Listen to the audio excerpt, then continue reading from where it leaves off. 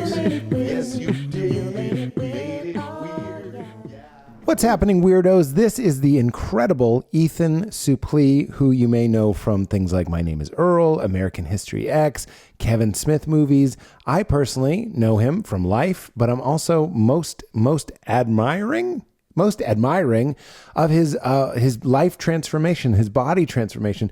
Ethan was a very, very, very big person, and he lost 300 pounds. But not only that, he's gotten in incredible shape, a journey that he has chronicled on his own podcast, American Glutton, which is an incredible podcast. I think I happen to be the most current guest as well, so you can listen to me and Ethan chatting there as well.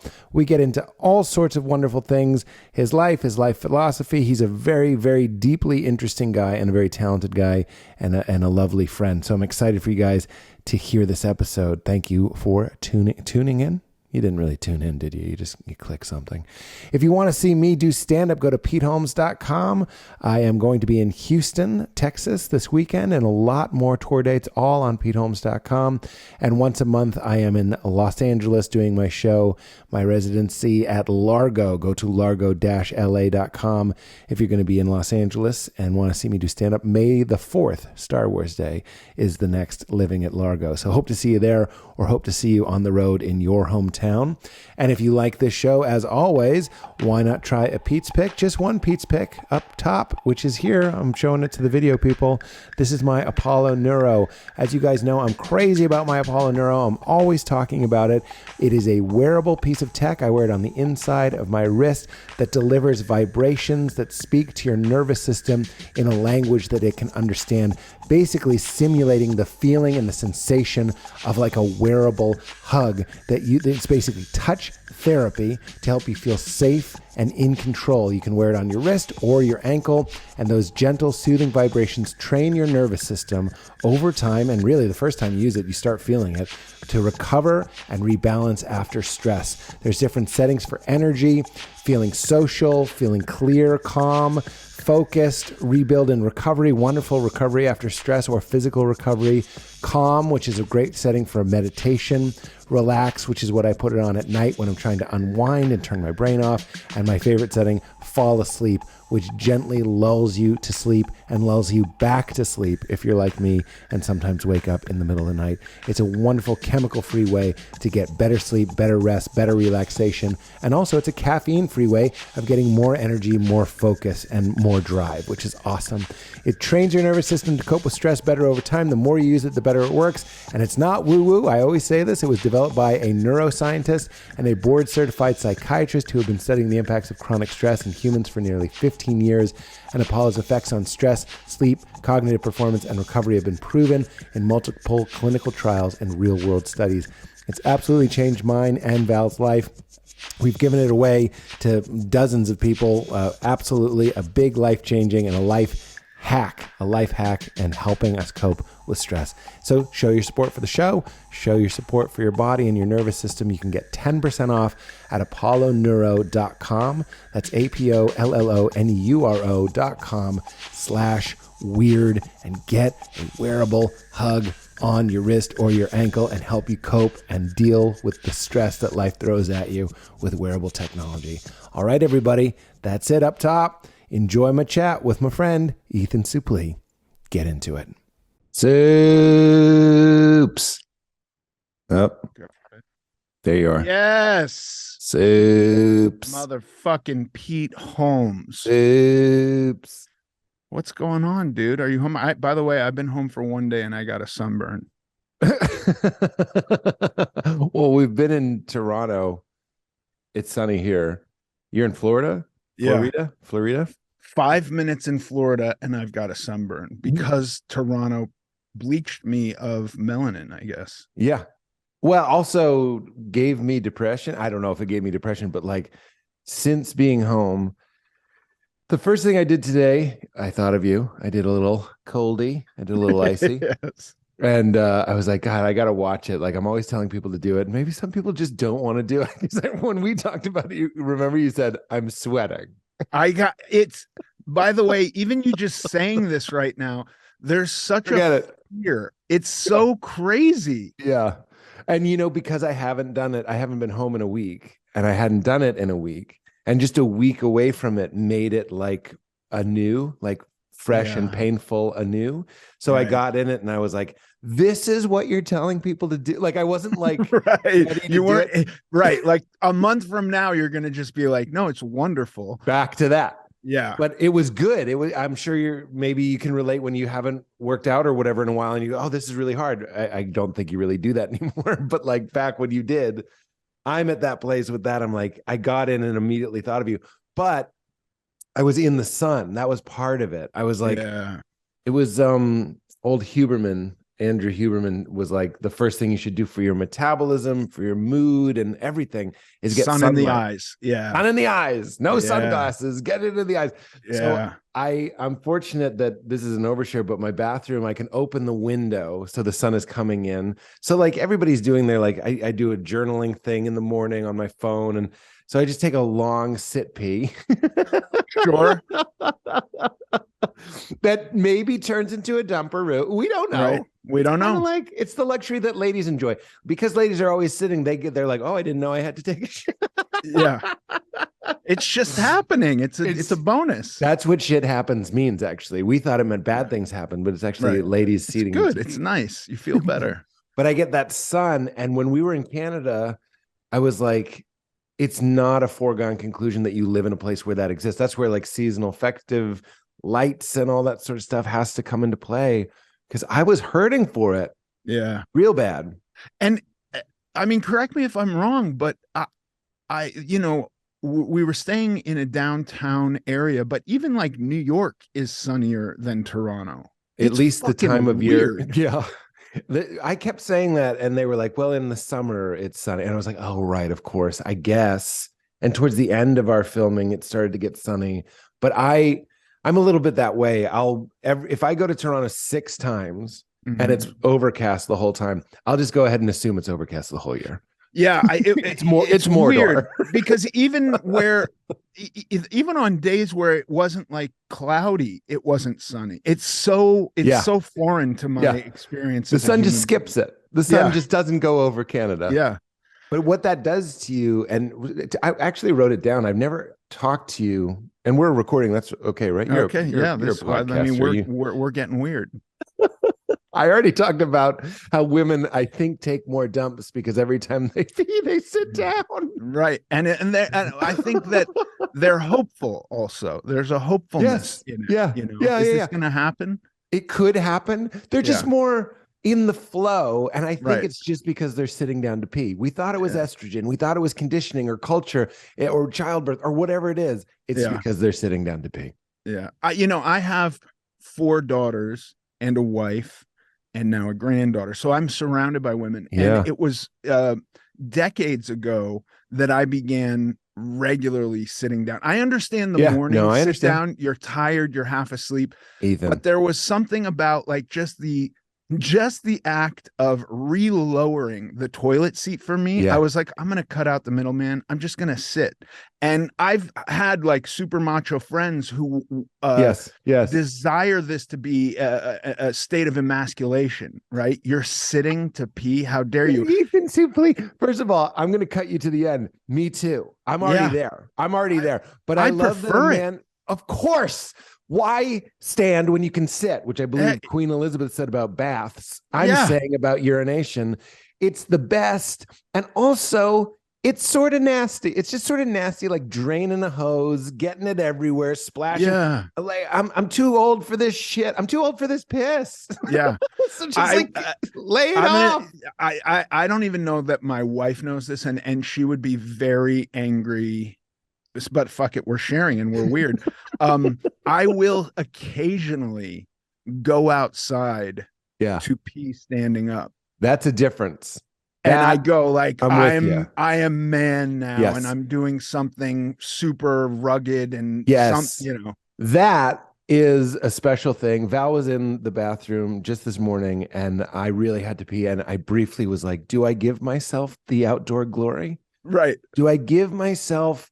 There's a National lyric. Actually, I think it's on the Elvi. It's Matt Berninger from the National. And he says, there's a lyric about his dick being in sunlight and that being like the Yeah, greatest thing. And I it's was like, so good. yeah, there really is something special about just like outdoor. Oh, so Yeah, I almost did that. That I'm glad I still have because yeah, that's the correct use of outdoor pee. I But think indoors, so. I also just love that you can do it without disrupting like any flow. Like Yeah, Val and I are talking, I'm just sitting and I'm peeing, and it's not even really acknowledged. It's no, just like this is it's just like the thing. it's like a I've taken lesbian a break. relationship, Yeah, basically. We watch Blossom at night. We're both sitting to pee. We love chatting more than I love like yeah, declaring the toilet is mine in the animal kingdom. yeah, You know what I mean? yeah. I love that you as a symbol, like you've become like a masculine. Everyone expects me to admit that. I love already a great episode for me that you joined me in We the sit to pee. celebration of it. It's Listen, okay. it's okay. I think that there's some part of me that At home. rationalizes it. Yeah, yes, it This is an makes at home thing. it seems to me to be more hygienic. Yes, of There's less course. splash Of happening. course. Of Um, course. it If I'm at saves me the a trouble of raising and lowering a seat. it's the lazy man's choice. It's also just the smart man's choice. I And once agree. I'm in the wild, if I'm in like a park bathroom or something, it's a joy to not have to press my hams on that disgusting porcelain. Sure, That's what it's for. sure. God knew what he was doing. He's like, surely the male of the species will still sit to urinate Right, unless he's in a park bathroom. That's right, why the option is right. there. Where even if I had to go number two, it would crawl back up inside me at the That's sight right. of a public We're bathroom. not doing it. We're No, not doing it. That is no. so funny. I did want to know about Florida, but now I'm thinking about this. We're not doing the Ethan Suplee. Like, tell me about your journey. Like, Uh, it exists. People can find your motherfucking yeah, journey. the journey's out there. Here's what I want. But here's what I want to know. And a little bit of my appreciation of your journey is baked into the question is Okay. you've become a person, and I told you this when I did your podcast, but like when I don't want to work out, and everybody knows I always say it's embarrassing because I'm new at it, so it's embarrassing to be new at something, but that I've in the past year started lifting weights, and sometimes I don't want to. And I think it's a really special compliment that you're one of the disembodied heads that floats in my consciousness. It's a That massive compliment for it me. is, right? Yes. I Yes. hope you, because I don't want you to think it's weird. I'm trying to say you've become an avatar for like, and imagine how many thousands of people. You're changed. The ripple of this is huge. And then I'd love to hear your comment on that, but I also want to know who are the disembodied heads floating around? Because one last little thing, you and I were on set, fucking Pepperidge Farm, motherfucking goldfish, every goddamn Yeah. where, Skittles and loose Skittles and bowls. Fuck you, loose Skittles Right. and bowls. It is not done. It is today. It's like sobriety. It's today. Yeah. Ethan Suplee did something great, but it's today. And I want to know a little bit of the system that you got going that keeps you on this path. Yeah. The system many years ago, I was very frustrated in life. And I mean like short temper and annoyed. And I had these ideas of right and wrong in the universe. And um I then started to like really look into that. Like, how do we discover what is right and wrong in the universe? And it very quickly became evident that it was all subjective. And Hmm. and if it's all we now have like the great pastor Will Harris, Yeah. Sam Harris, the great religious pastor Sam Harris, who will say over and over and over again, we need, right? And to me, that's religious. That Mm. is a position which requires a value which cannot be objectively right or wrong. But, if I look at everything as like this guy's talking about chocolate ice cream and he likes chocolate ice cream and he's insisting that chocolate ice cream is the best and that we'll all do better as a species if we just eat chocolate ice cream, I don't give a shit about chocolate ice cream, to be honest with you. I'm a French vanilla ice cream guy.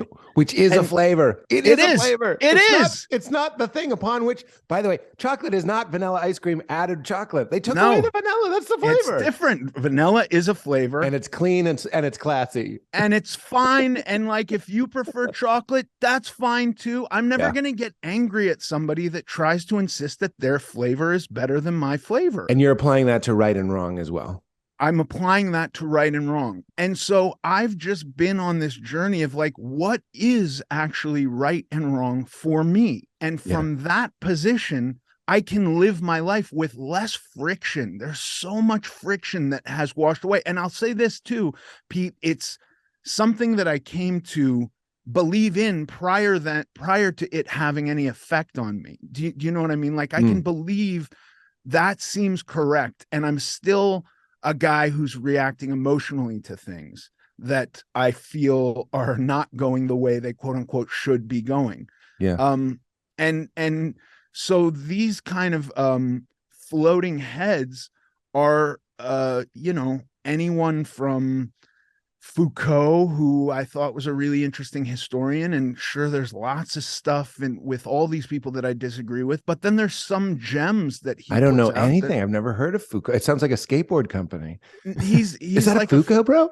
He's like a French philosopher, and I would even look around at the landscape of a lot of the really wacky quote unquote problems that I perceive today, and go, they're his fault. Foucault's? Yes. Tell me everything. Well, don't tell me everything, but we want to keep it about you, but give me a little Foucault. Okay. Well, like a lot of the identity stuff comes from him. And so a lot of the power dynamic talk comes from him. And so there seems like societally to be this insistence that we recognize identity as being real, as being objectively real, right? While at the same time, it is all born within us, and I'm not talking about you are paler than a guy from Jamaica. That's less what I'm talking about versus how you identify yourself, right? And it's a lot of it is how we socially construct things and then find truth in them later, right? And gender stuff and all of that. But Foucault was just saying it's all bullshit. And if it's all bullshit guy. By the way, that was on Succession last night. I don't want to interrupt, but they were talking about how the dad seems so wise, but they're like, you seem so wise, but you're saying stuff and we're all afraid of you. And then when it turns out it's true, we all go like, well, look, he was right. But like the fear of you saying it's going to be that way changes what I'm saying is people, it has a profound effect outside of us. Yes, exactly. Yeah. They're saying like, is it true or do you make it true because everyone's terrified of you?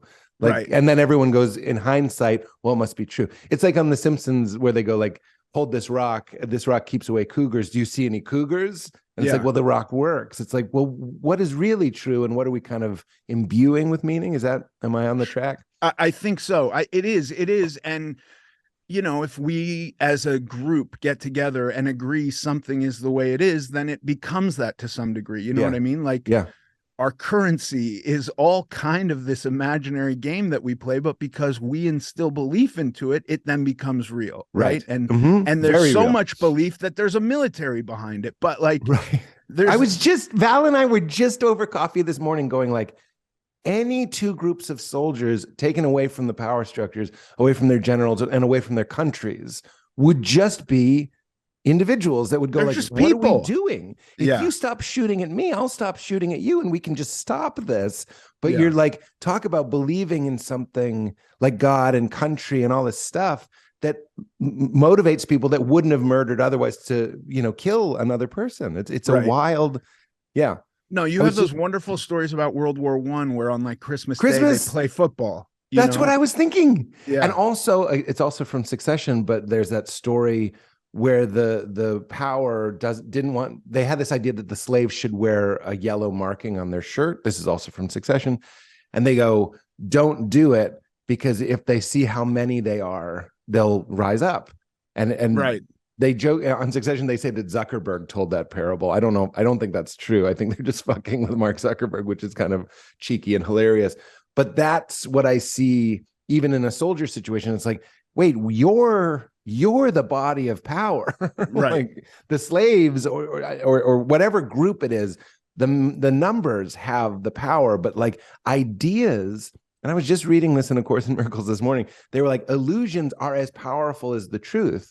In miscreating as creating. And I was like, whoa, that's a pretty bold statement. 100%. I think that it just is like, what's convincible, who's selling it the best, right? And right. that becomes the story we live our lives by, right? And the story I was living my life by was gave all the power to external forces, and it was just me going like, oh no, it's all up to me. It's entirely up to me. That was the shift? That was the shift. Was claiming your autonomy? Claiming my autonomy and not allowing my belief system that the external forces were in control to dictate my life anymore. And so it's something like not be a victim. It is a little bit. I mean, it is, you know, I think about the cultural currency of victimhood now. And I think that, like, you know, I think it's very hard to tell somebody, don't be a victim. Right. You can tell yourself. It's words you use for yourself. I wouldn't tell someone that's not my right. I wouldn't go. Yeah, I wouldn't go to a person, because if you had come to me when I was at a state when I was like, everything's happening to me and I have no power and no control, and you just said, well, stop being lace up your bootstraps. It doesn't work. In fact, I was telling you the things we rebel against. Remember, I told you I have a bit where I was like off pornography, and after the show, somebody was like, stay strong. I'm also off pornography. But he kind of struck me as like not a weird guy, but like, I didn't want to be in his group. And that night I went home and looked at pornography. And part of the joke was I didn't even want to. That's honest. I wasn't horny. It wasn't about being horny. And we do that with food too. Sometimes it's not about, in fact, it's almost never about food. It's about some sort of, I don't want to belong to a group, or I'm my own boss, or I deserve whatever I want, or nobody tells me what to do. Like all of this fucked up stuff that you're following. Sorry. So, and the victim thing is also, it wouldn't help if somebody said, Pete, you're not even making choices. You're just reacting to realities that aren't even there anymore. You're reacting to something that happened when you were 7. Right. That would make me go, fuck you. And I'd eat more goldfish. Yeah. Fuck you. Watch this. Yeah. Fuck you. Watch this. Yeah. Fuck you. Watch this. So you wouldn't say that, but you, there's no your own choice or whatever. Yeah. And again, I don't think there's any, you know, like, I like these guys who are like, be tough. You know, I like them. I react well to them. But like, I don't think that has the effect on me prior to my coming to understand myself. So I don't think it's useful. I don't think it's like universally useful. It's useful if it works for you. I think whatever success we have is useful because we had success with it. But like, this idea that, well, it must just, everybody should do this. That doesn't make any sense to me. It's like drill sergeants. It's like, this is going to sound like a joke, but there are people who ring the bell in the SEALs because they don't respond to someone calling them a maggot. I know that sounds like a joke. Yeah. If he's going to be a Navy SEAL, he should be able to withstand verbal abuse. Different things motivate different people. Kumail told me the story. I believe he told it on this podcast, that when he was really going for his rippedness, his trainer, Kumail, couldn't do the whatever. He couldn't get it up the 10th time. And his trainer one of his trainers went pathetic. And Kumail was like, we're not doing that. Like, had to call it out. It's just funny to me that in the Marines or the Navy, or you can't go like, can we try a different, like, there's different brains, there's different psyches, and there's different emotional response systems. I happen to be one of those people that goes work out and go through the resistance and motivate yourself to, like this morning, getting in the cold plunge, because it will make you feel fantastic. You'll have a better podcast with Ethan. You'll have a better day. You'll be more available to your daughter. It's not, and I'm not making fun of Joe Rogan, I don't tame my inner bitch. That language doesn't always work for me. Although I'll say out of the other side of my mouth, sometimes I'm in the tub and I want to get out and I'll hear Joe's voice say, tame your inner bitch. And it does work. Right. So Yes. I'm just not playing beta male and going like, that doesn't work.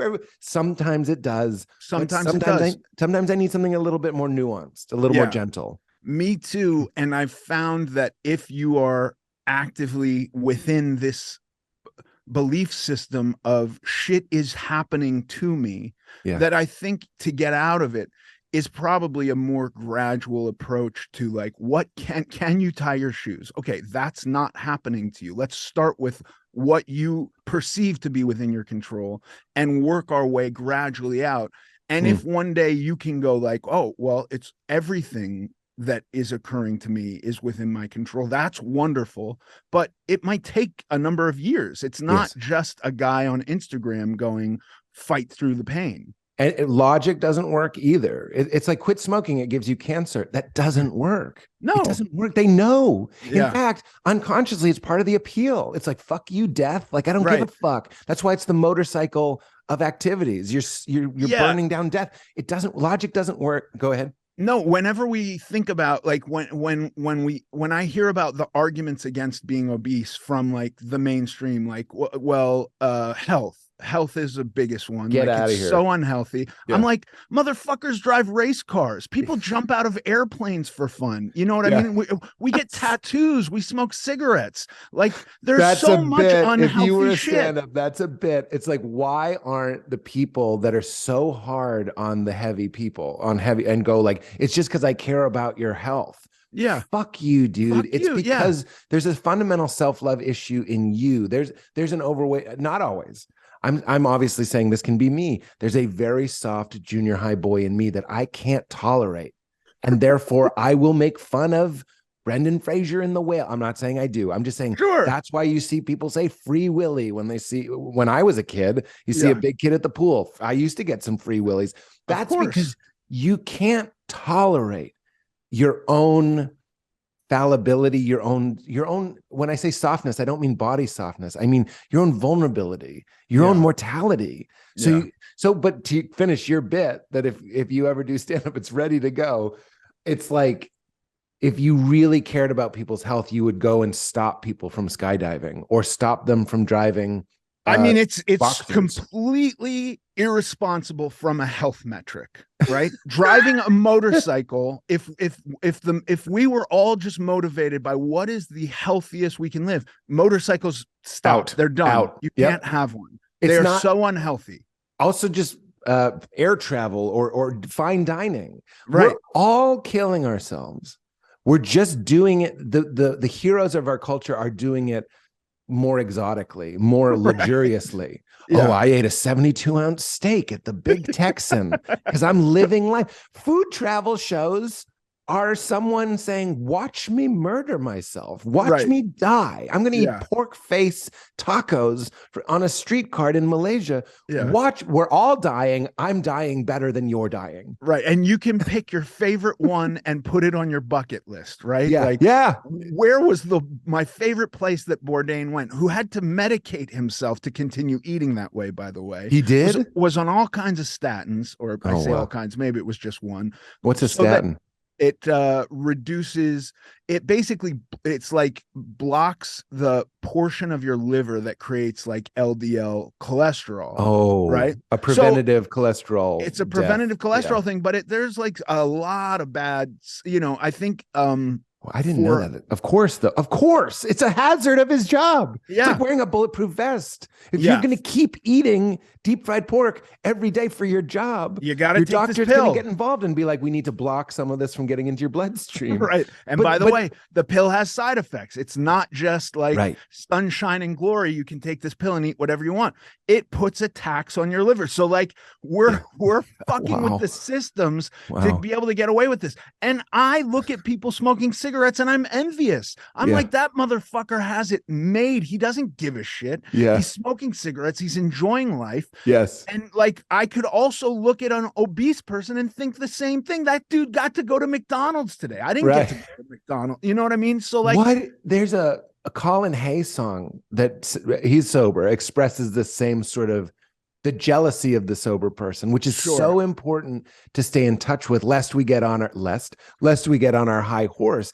It's very healthy and I'd love to hear you speak on this, to go like, no, I am jealous, instead of going into addict thinking and going, no, that's evil. That's evil what they're doing. Because then you're just projecting it onto them and hating them. And that's a medication that has side effects. Hate. Yeah. That's I am jealous of my wife on a weekly basis. My wife drinks, and she's the person who leaves half a glass of wine at the restaurant. I just don't understand. And I'm looking at it going like, that's $6 worth of wine you're just gonna leave. Like, I don't mind if you leave $18 worth of steak, but you cannot leave $6 worth of wine in the glass. This is unacceptable. And I was just thinking, sorry, keep going. I'm just so excited to talk to you. I just go like, once you're feeling good. And this is why I'm a self-diagnosed addict. I'm always clear that I'm like, nobody else has told me that. It's just me.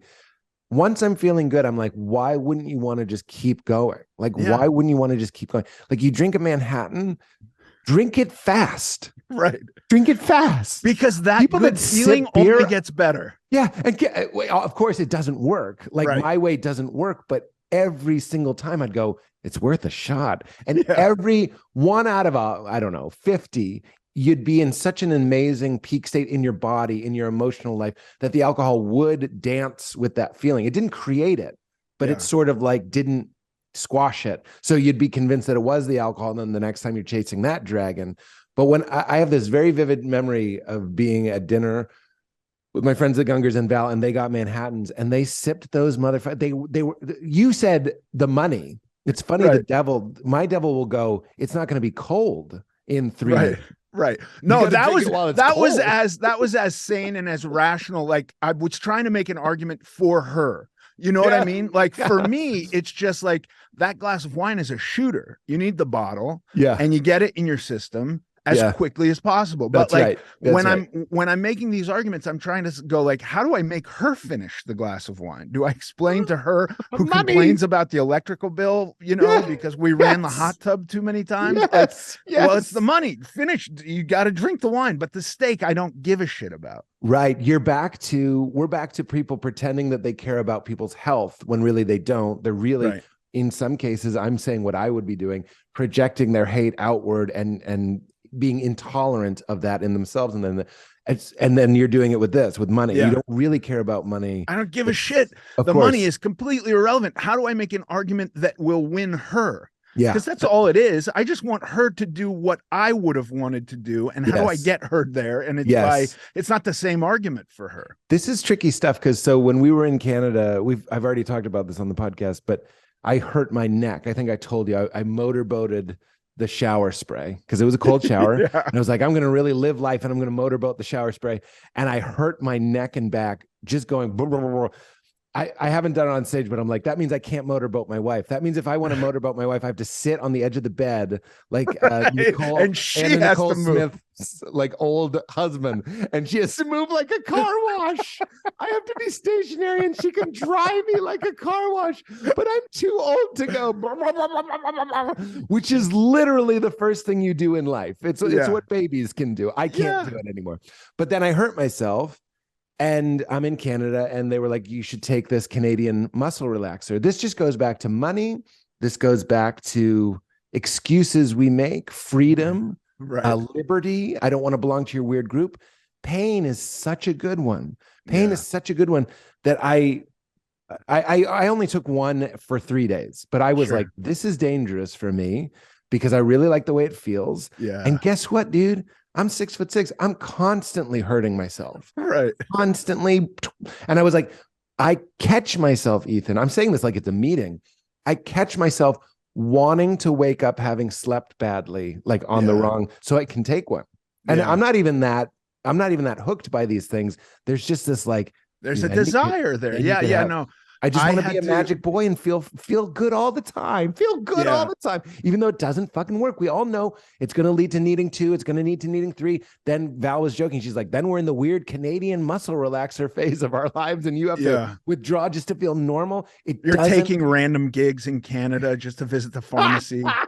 But facts. And if you have that built-in excuse, what did that make you think of? I've had a number of surgeries since I've been sober, and there was a time many years ago where uh you have a surgery and you take the pills they give you. And then I, as an addict, am like explaining that I'm a large guy. And so Right. I need a double dose to get around my large system. And you start down the road of addiction stuff, which is so dangerous for me. But then it got to the point where my wife was like, hey, that was crazy, your recovery from that, where you were like calling for more refills of a pill that you had 30 days worth on the second week, stuff like that. So that's Wow. not Thinking okay. ahead like a Yeah. squirrel. I'm not even trying to Yeah. be funny. I relate so hard. I Yeah. get it. You're like, okay, I have it now. But it has gotten to the point where I'm now having full-blown meetings with anesthesiologists before I have a surgery, and going like, you may not give me opiates. And they're like, well, they all have their different protocols, but he goes, I give fentanyl while you're unconscious, but I won't give you any when you're awake. And I have to say like, no, you can give me ketamine instead of fentanyl. It fucks Wow. with receptors in my brain. I'll wake up like hungry for opiates. Yeah. Of And course, because then, you were still there. Just because yeah, Ethan wasn't there going like, wow, this is great. It was your body. that's right. The receptors in your brain and body were still given And they an opioid. remember. Of course they remember. That's their Yeah. job. Yeah. Yes. So I've also gotten to be quite a bit better with pain, like just like the last surgery I had, I ruptured my bicep. I had to have it, they drilled holes in my forearm and Whoa. cut me open and drag the bicep tendon out and drill it into my forearm. And I had the doctor likes to wake you up and check to see that you can move your stuff. And so they can do a nerve block, but they can't do it. You can't move your arm if you have the nerve block. So they put the catheter into it's called the brachial plexus. It's this like bundle of nerves in your shoulder. And they put the catheter in there. And then once you wake up and show the guy, like, I can move my arm, they then give you the juice to kill your arm. And then you can't move your arm for a couple of days, but it doesn't hurt. Right. Them putting this nerve block in prior to surgery, the sensation, like when the catheter touches this nerve bundle, my whole body like leapt out of the hospital bed. It was like the single biggest jolt of pain. And then it's over. It's not like a lingering pain. It's just like electricity to your central nervous system. Yeah, it's like you were a fish and someone dropped a toaster in. Yeah. It's serious. And so they go like, okay, that's fine. I have the surgery. I don't get given opiates, thank God. I wake up, I still groggily say, give me some Demerol, and my wife is there to go, you don't do that. And then I come to a little bit more, and they go like, check my arm, I move it, and I'm like, this really hurts, please juice up that catheter so I can not feel this pain. And the guy goes to do it, and he accidentally pulls the catheter out. Oh God. And at that point I just went like, you know what, I'm just going to go home and pace a lot until this stops hurting, because like, I don't want to go through that single jolt of pain again. And it's not so bad. Can I deal with this for a day or two? That's really real. That's like putting an idea, I want this, to a test. You want it so badly that you have to withstand this horrible pain again. Yeah. And the answer is no. That's no. Like, I want to feel good. I'd love to hear your thoughts on this, because you and I talked a lot about getting addicted, using our addict nature to get addicted to good things. Yeah. And when the question is, do you want to feel good? For me, if I have anxiety, breath work is a really quick way to get rid of that. But man, it's so fucking hard sometimes. It's actually impossible, meaning I don't do it, to just go suffer and then feel good. Catheter, and then you'll get your juice. And I often will just tap out. I guess what I'm saying, and I'd love to hear a comment on, human beings, I think this is Tony Robbins, will do more to avoid pain than they will to gain pleasure. Will you talk about that? Yeah. The thing that helps me the most is, like, as a sober person, quite often I have to remind myself, and this is multiple times a day on some terrible days, that what I'm feeling is temporary and that it will get better. And then, I've even said that like to somebody else, to one of my kids, and my wife was like, don't tell them that. There's no evidence that it's going to get better. They could be, and I'm like, all right, but we got to be hopeful too, right? Like there's got to be some hope in But there. but to counter that, I understand that we don't know what's going to happen in the future. But Right. even if you and I were in some horrible post-apocalyptic situation where every once in a while I'd be like, this is pretty cool. Of all the people to be paired with, I'm with Ethan Suplee. Right. And Yeah. you're punching radioactive dogs and we're Yeah. finding canned foods. It and could fun. be exciting. Like Yeah. you read Cormac McCarthy, Oh, The yes, Road, and it's yes. like, this is an adventure. Yes, for sure. But even if we're in a dire straits, I'm saying, and things are really bad, even in the midst of a terrible day, you could you could feel better briefly. Yeah. Isn't that really what you're saying? It's not circumstantial happiness, a chemical happiness. You probably won't be this blue all the time. And I take it as like, if I look back on my life and I can go like, God, lots of lows, so many lows, but are there more instances where I'm not this low than however I'm feeling now? Yep. I have belief, if it's a down moment, that I can ride it out. And so in that sense, I think in terms of like wanting to go to McDonald's or wanting to have a drink, or, God forbid, I accidentally see a drug transaction happening on the side of the road and it just sticks in my head. Well, that's where I could get that, Yes. Right. And pain is the same way. Oh, this pain is, I can't imagine people with actual chronic pain, if it just never goes away. Like that must be really awful, but that's not been my experience with pain. Pain goes away. And so I'm just going to survive this. That was what got Kurt Cobain on heroin, I think, is because he had those stomach issues, which I say with compassion. I'm not saying that to be like, oh yeah, right. Yeah. Never mind, guy. Like pain leads people to do these things. So when there was a lot of that was true for me too.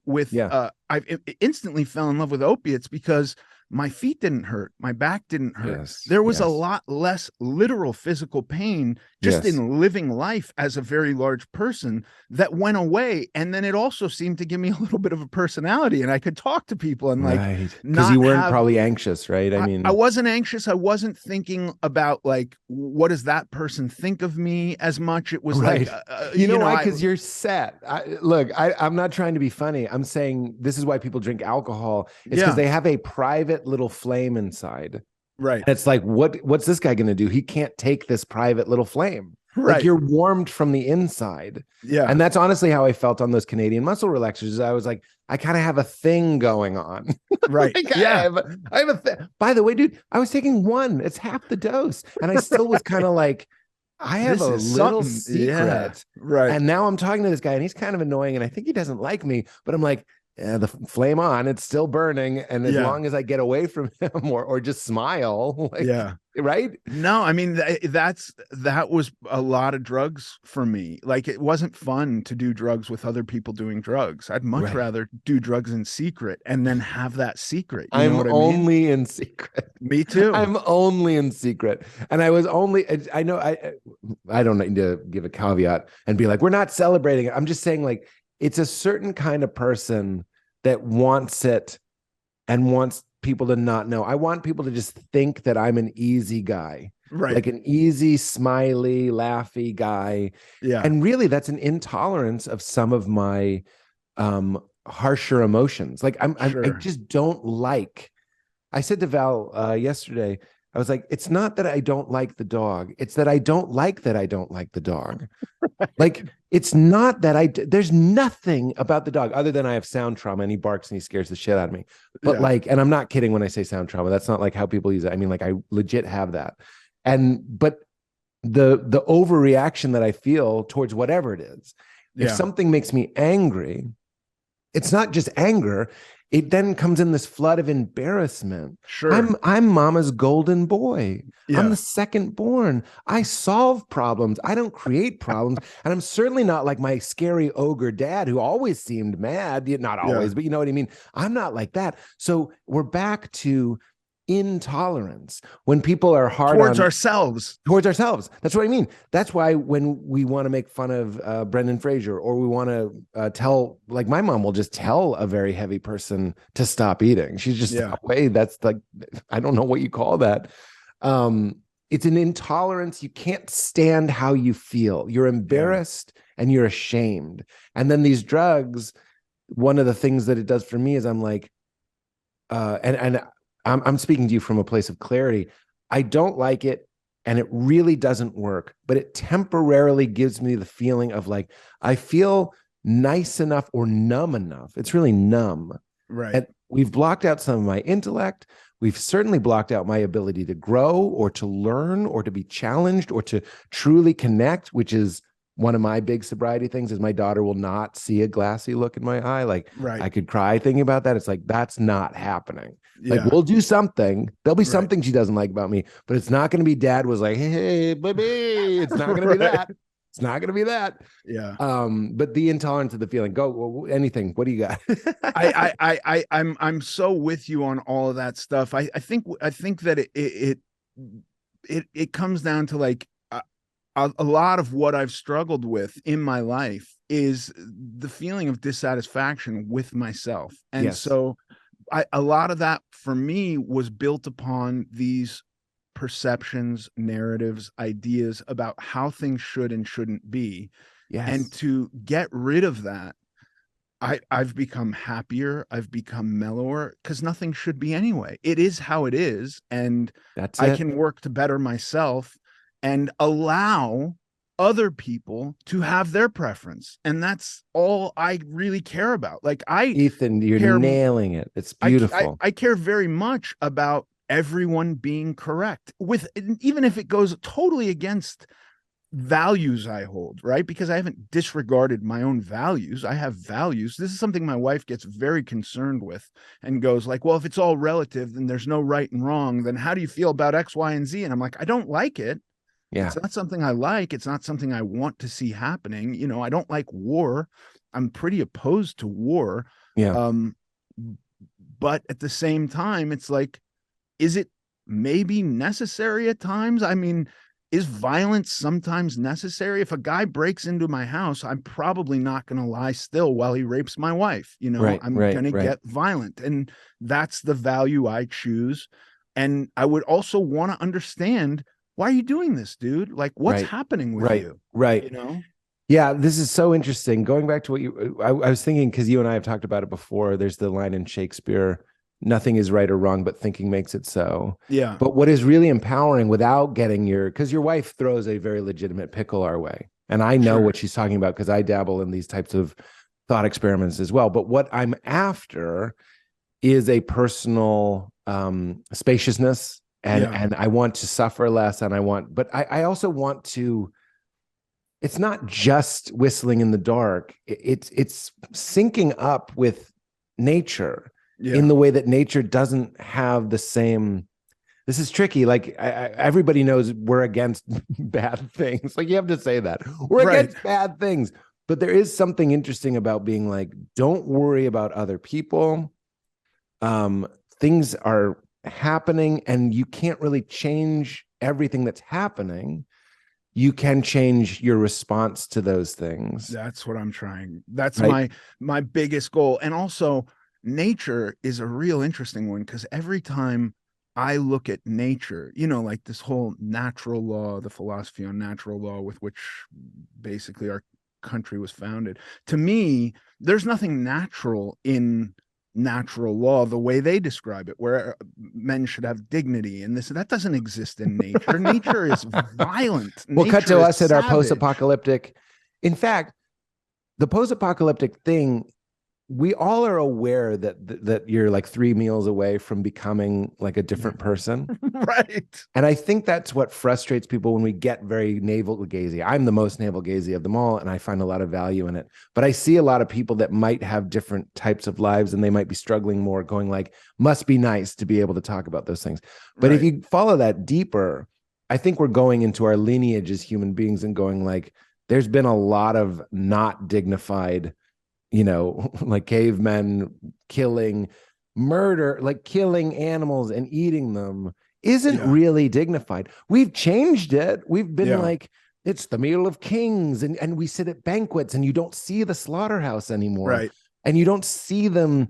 I'm not, this isn't a vegan agenda. In fact, you know this, Ethan, I've started eating more chicken because I've been trying to get more protein. Sure. So I can't even claim that group anymore. And that's the worst part is I really love that ethical jolt. I'm just kidding. Right. But like I already told the story, but in preschool, in Leela's preschool, they were singing a song about monkeys getting eaten by alligators, but it's sort of hinted at. Yeah. And at the end of the song, one of the kids goes, "What happened to the monkeys?" And everyone was like, "They swam away, they ran away, and they got away." And the teacher's like, "Yeah, they got away." And then Dean, I've been doing this on stage, this one boy, Dean, who I love, Dean just goes, "They died." And then the teacher's like, "Okay, Dean, thank you." And then Dean goes, "Blood in the water." And I'm just Oh like, yes, fuck blood. yeah, I love Dean. Don't you fucking love Dean? I can't love Dean. Even, like, to me, art and philosophy and theater and so many things, this conversation, are trying to go like, okay, there's what we're creating Right. as an ideology, and then it's built on the back of a reality that doesn't really understand what you mean when you say human dignity. Yeah, exactly. Or personal dignity. Yeah. One of my kids brought me these pictures of a town in Europe, and it was, I don't know if it was World War I or World War II, and it was before and after the war, right? And she was asking me if I could find beauty in the after. Huh. And I was like, yeah, to me, that's a beautiful picture. And she was like, but there's so much destruction. And we've talked about this, Pete. There's no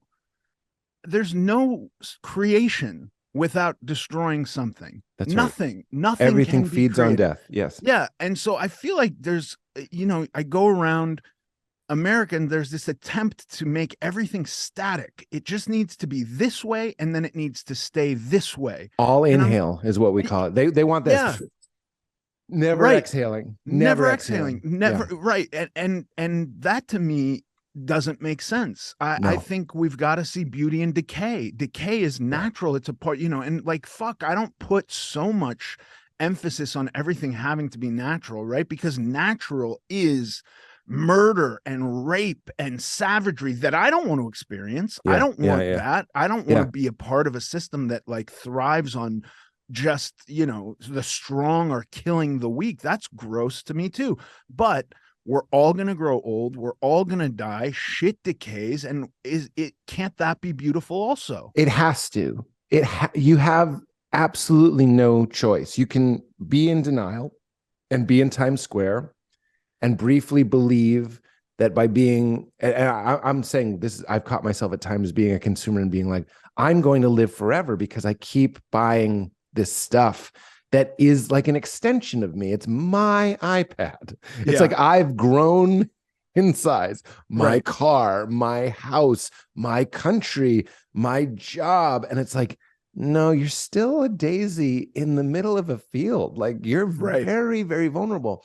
But every psychedelic experience, not everyone, big, profound ones, any Jungian dream, any sweat lodge vision is all shouting the same thing. This too shall pass. Yeah. This will pass. It's all passing. It's all, to quote Jesus, he says, store not, I always do the King James because it's what Ram Dass would say, store not your treasure where rust and moth doth corrupt. Right. So it's this idea that you need to find something purer and truer and eternal in you because everything else is passing. Your joy is passing. Your sadness is also passing.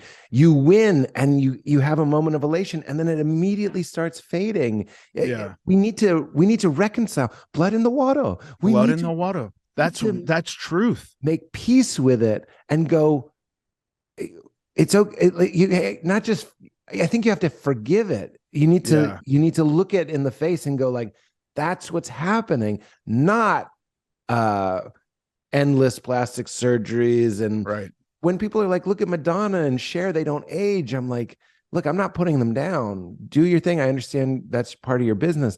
But part of me is I'm like, what are we doing? And as soon as they're dead, we have a denial of death in this culture. We have no understanding of cycles or to me, when you're dying, it's like the idea, and you're already doing it, get over other people and get over yourself a little bit. Right. If you're the center of the world and the whole thing has been a movie about you and you're dying, no fucking shit you're scared to die, dude. Right. No fucking shit. The movie, the only thing you've ever been interested in, Coming to you an end. Yeah. is about to fade out.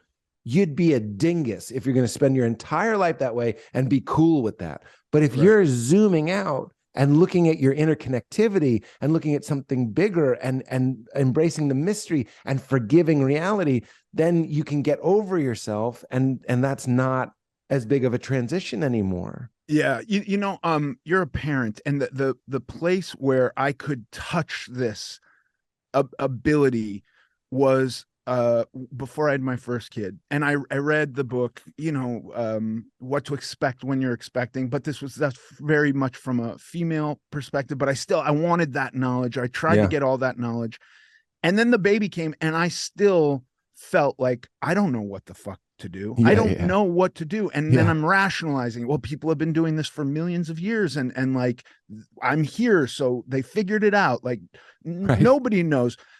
There's just the very similar to death, by the way. You go, well, everybody totally dies. It's okay. Everybody does. Yeah, we've all been doing it. Yeah, it doesn't really strip it of mystery. The baby is still like, what do we do now? You still, For me, it required just the almost cockiness to go, I got this, right? To just go, like, all the nonsense that is also true of, like, I don't know what to do, because I really fucking don't.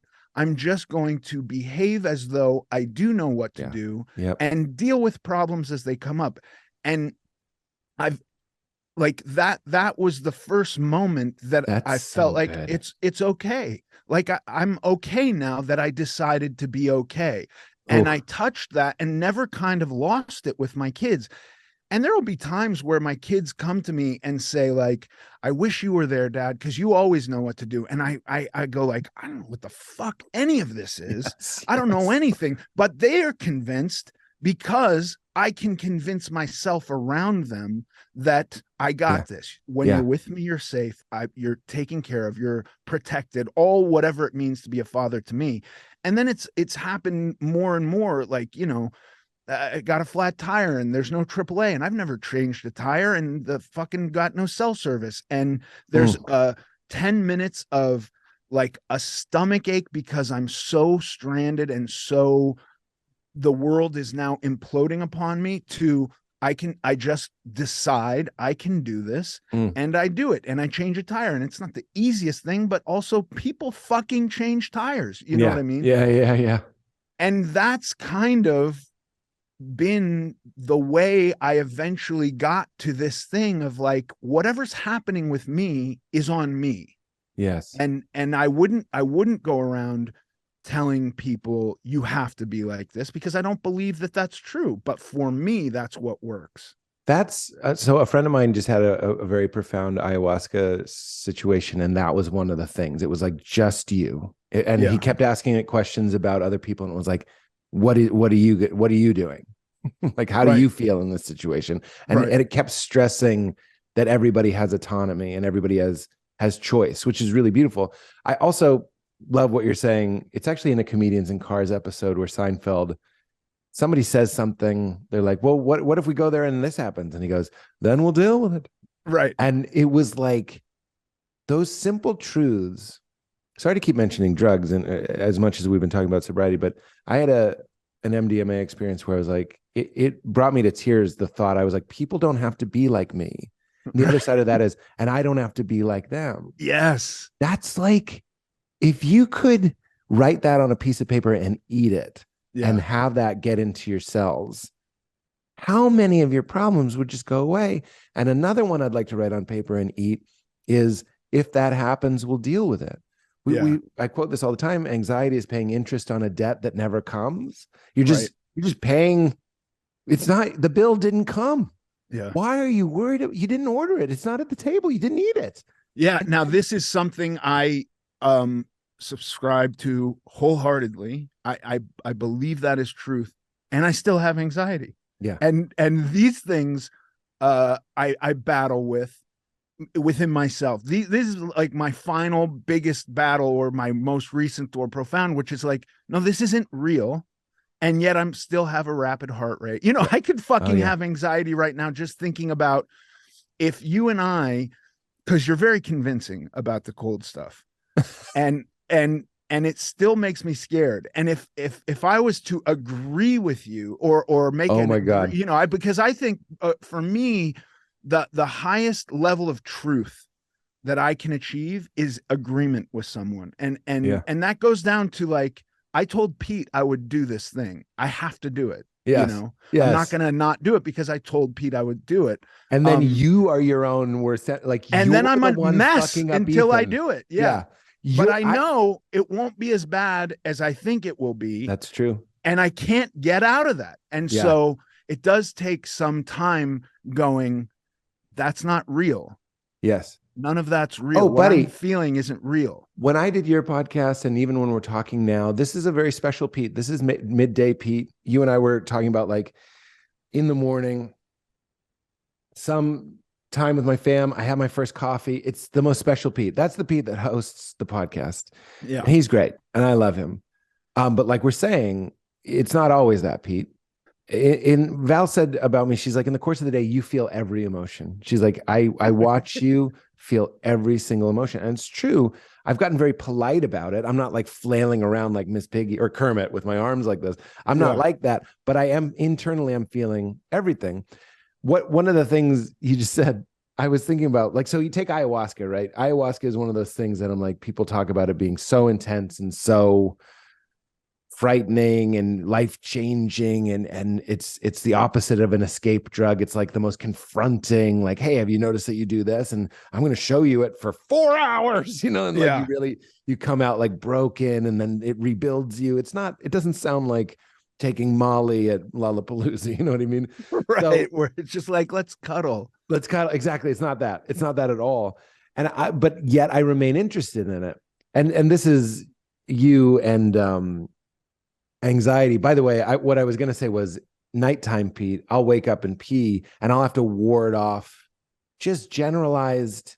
My brain is a master at finding something to be like, did that upset somebody? Right. Like, did this? Stay awake. Yeah. You need to stay awake. You need to grind on this. And I will go, my bathroom mirror is covered in all these quotes that I love. And most of them are about how all reality is mind, and like you've never separated from God, and all these mantras. Like one of my favorite lines is, myself rests safely in the mind of God. Even if you're in the most dangerous situation, where you are in reality is where you've always ever been, here and now, in the eternal and the placeless place of what we could call God, or the mind of God. So you've never been in danger in your life. Tell that to 3 a.m. Pete. 3 a.m. Pete does not, right. not believe you. 3 a.m. Pete tells you to go fuck yourself. That's right. I'm going to think about what I said at lunch to that guy. Yeah. And that's where Val is, I told you this, she's the great counterpart to my headiness. She's all body. So she's somatic, and she's like, you got to put your hands on your chest, get some weight on you. You told me splash cold water on your face, helps with anxiety. Breathe. And that's that small step, even though you think it's not going to work. Can you take one deep breath? Just one. Like you were saying, can you tie your shoes? Just one deep breath. But I had two thoughts going at the same time. The other one was, so I'm interested in doing something like ayahuasca. And even though I've told you I'm an addict, I'm California sober, which means I'll occasionally take a small edible of weed. And I got a little paranoid. And listen to the genius of this paranoia, because there was nothing wrong. Everything was fine. I wasn't like, where's my daughter? She was sleeping. Where's Val? Everybody's fine. Circumstantially fine. My brain, my genius brain went, not me, but something in there was like, you want to do ayahuasca. You are the biggest threat to us. Like it was like, you are the danger. Yeah. Like you want to be afraid of something? Be afraid of you. Yeah. You keep signing us up for fattening foods. You keep signing us up for, you drive to LA all those times, all that time on the freeway. You want to do incredibly unstable or unpredictable sacred medicines. Like, you're fucking this up. We keep telling you to just stay inside. Like it was like the voice of Be my safe. fear. Yeah. Be safe. It was my fight flight going like, the call's coming from inside the house, dipshit. Like you think you need to protect yourself from other people. It's all you. It's all you. But Pete, it's all us no matter what. Yeah, that's right. There's some like, I know that's probably the voice telling you to stay awake. Like, right. Like that might be that, but it's also, it's not lying. No, it's not. It's not. That actually, the other side of that coin is power. Yeah. It's like on this side, it's fear. It's all you. What are you doing? And shame and embarrassment gets in the way. And on the other side is, oh, fuck, it's all me. Yeah. It's all me. I can do whatever I want. Which brings me, I had a couple specific things. Oh God, I wrote down so many things I want to say, but I'm gonna pick this one. Okay. When you're in a way where you're having a rough day and you can't find the motivation to do something big, like a 1 hour workout or 2 hour, whatever you're doing. What is there something that you do mentally, physically that can just a tiny gain that might get the ball rolling?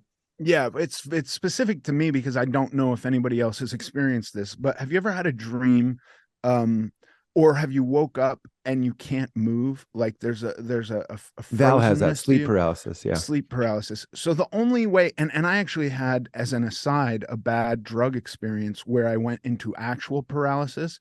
We used to, me and my buddy used to, we can do aside drug stories, right? Yeah. Yeah. Me and my buddy used to buy drugs from the VA down on Wilshire in Westwood.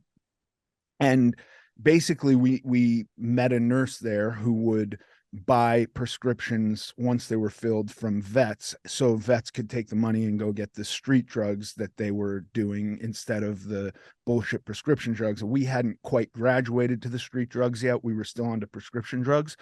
And he sold us a bottle of this stuff, which I believe was called chloral hydrate. It had a big red C on it, which means it's a controlled substance. And it just looked like a cough syrup, but it was bright green. And he said, just take a half a cap full of this and then wait a long time. And we did that, and then nothing happened. So we filled up the capful and took another. This is Wolf of Wall Street. Basically. The movie you're in. Me and my friend were frozen for a number of hours to my couch. Wait. It kicks in. And you're frozen. Just drool. Completely alert. Cannot move. Oh, just stop. And it didn't feel, it wasn't like, God, this feels wonderful. Like heroin, you get high on heroin and you maybe aren't moving because you're just in wonderful, you're having a fine time. Yeah. This was, you were a Muppet and the hand was taken out. The hand was taken out. And I'm a big guy too. And I suffer from I can't sit still for very long because the weight on that section of my body will begin to cause it to die. I think. You need, I'm not trying to be funny. You needed to be rotated. Yeah.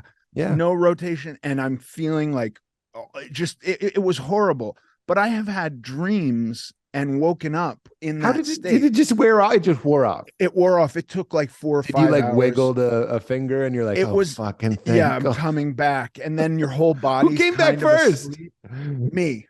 I came back first and I shook him a little bit and he and we're drooling. It was awful. Gosh. It was fucking awful. But I do wake up sometimes with a panic of I got that's happening again. Yeah. And the only way for me to get out of it is to, you almost jolt yourself. You take a deep breath and if getting out of bed requires a 2 of energy, you got to put a 10 into just shocking yourself. You're jump starting yourself. Yeah. Yeah. It's a jump start. So I will have to do that multiple times a week where if I'm awake and laying in bed and that's not actually occurring, but I suddenly don't want to go to the gym. I don't want to get up. I don't want to eat the food I've meal prepped. I don't want to do my writing. I don't want to do all the things that keep me as focused and happy as I can possibly be. It does require a bit of me mentally going, fucking go, right? And that's when I can summon those guys, Joe Rogan, David Goggins, Cameron Hayes, who seem to do all of this through pain. The pain I'm experiencing isn't that I'm running an ultra marathon on a broken leg. The pain is I am apathetic towards life, or experiencing melancholia or depression or whatever it is that has me stuck. That's my version of, I got to fight through this. And that's what I do. I literally imagine I've just woken up and I have sleep paralysis and I have to jolt myself awake. Wow. So that physical condition is primed you to know, like, okay, this is one of those things. Yeah. So my YouTube has figured out that I'm getting interested in stuff like this. So it keeps showing me like gym and fridge and all that sort of stuff. Right. And Paul Rudd had one, and he got real ripped for Ant-Man. And one of them was like, I forget exactly what the quote was, but essentially it was like, there's like motivating yourself, which is like finding a reason to do it.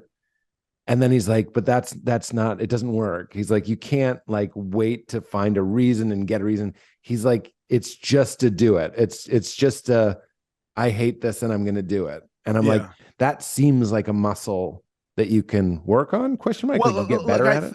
I think it's exactly the same with you. However awful your cold plunge was today, it's going, well, you had the effect you got, and that you're going to build up some tolerance to it.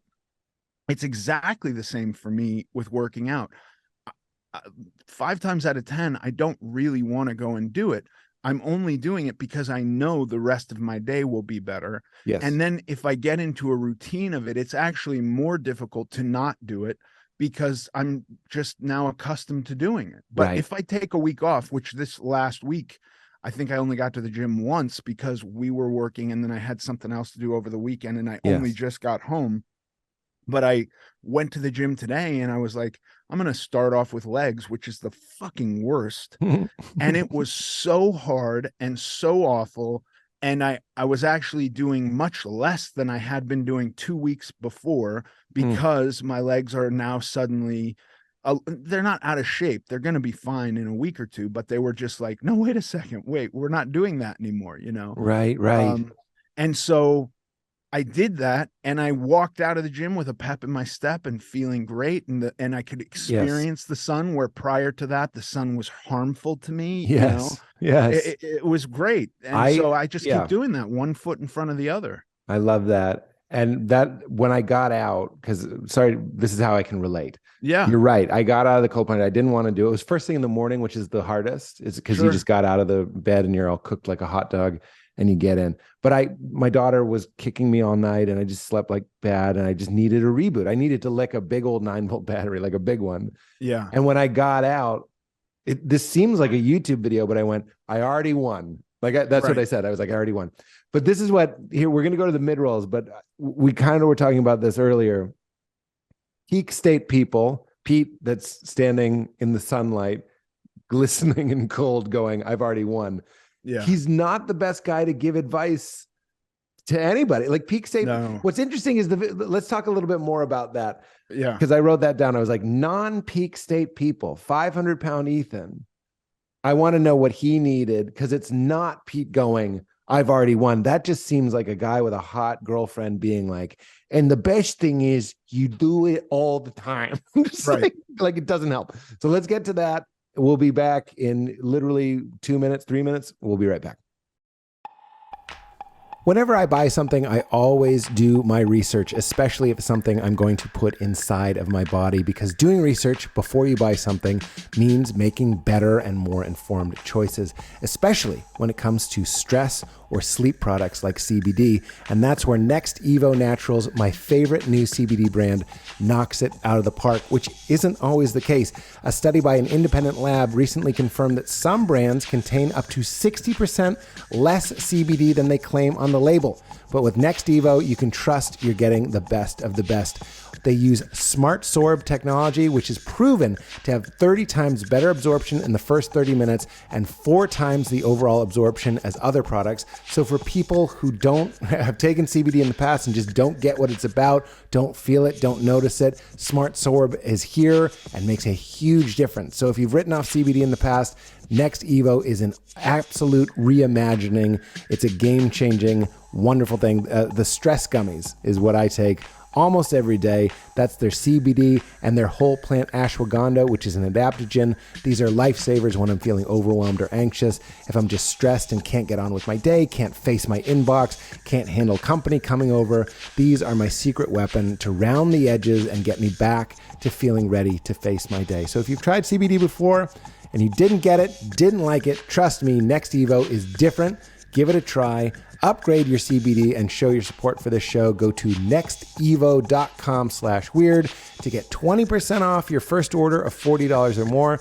That's 20% off, $40 or more at nextevo.com/weird.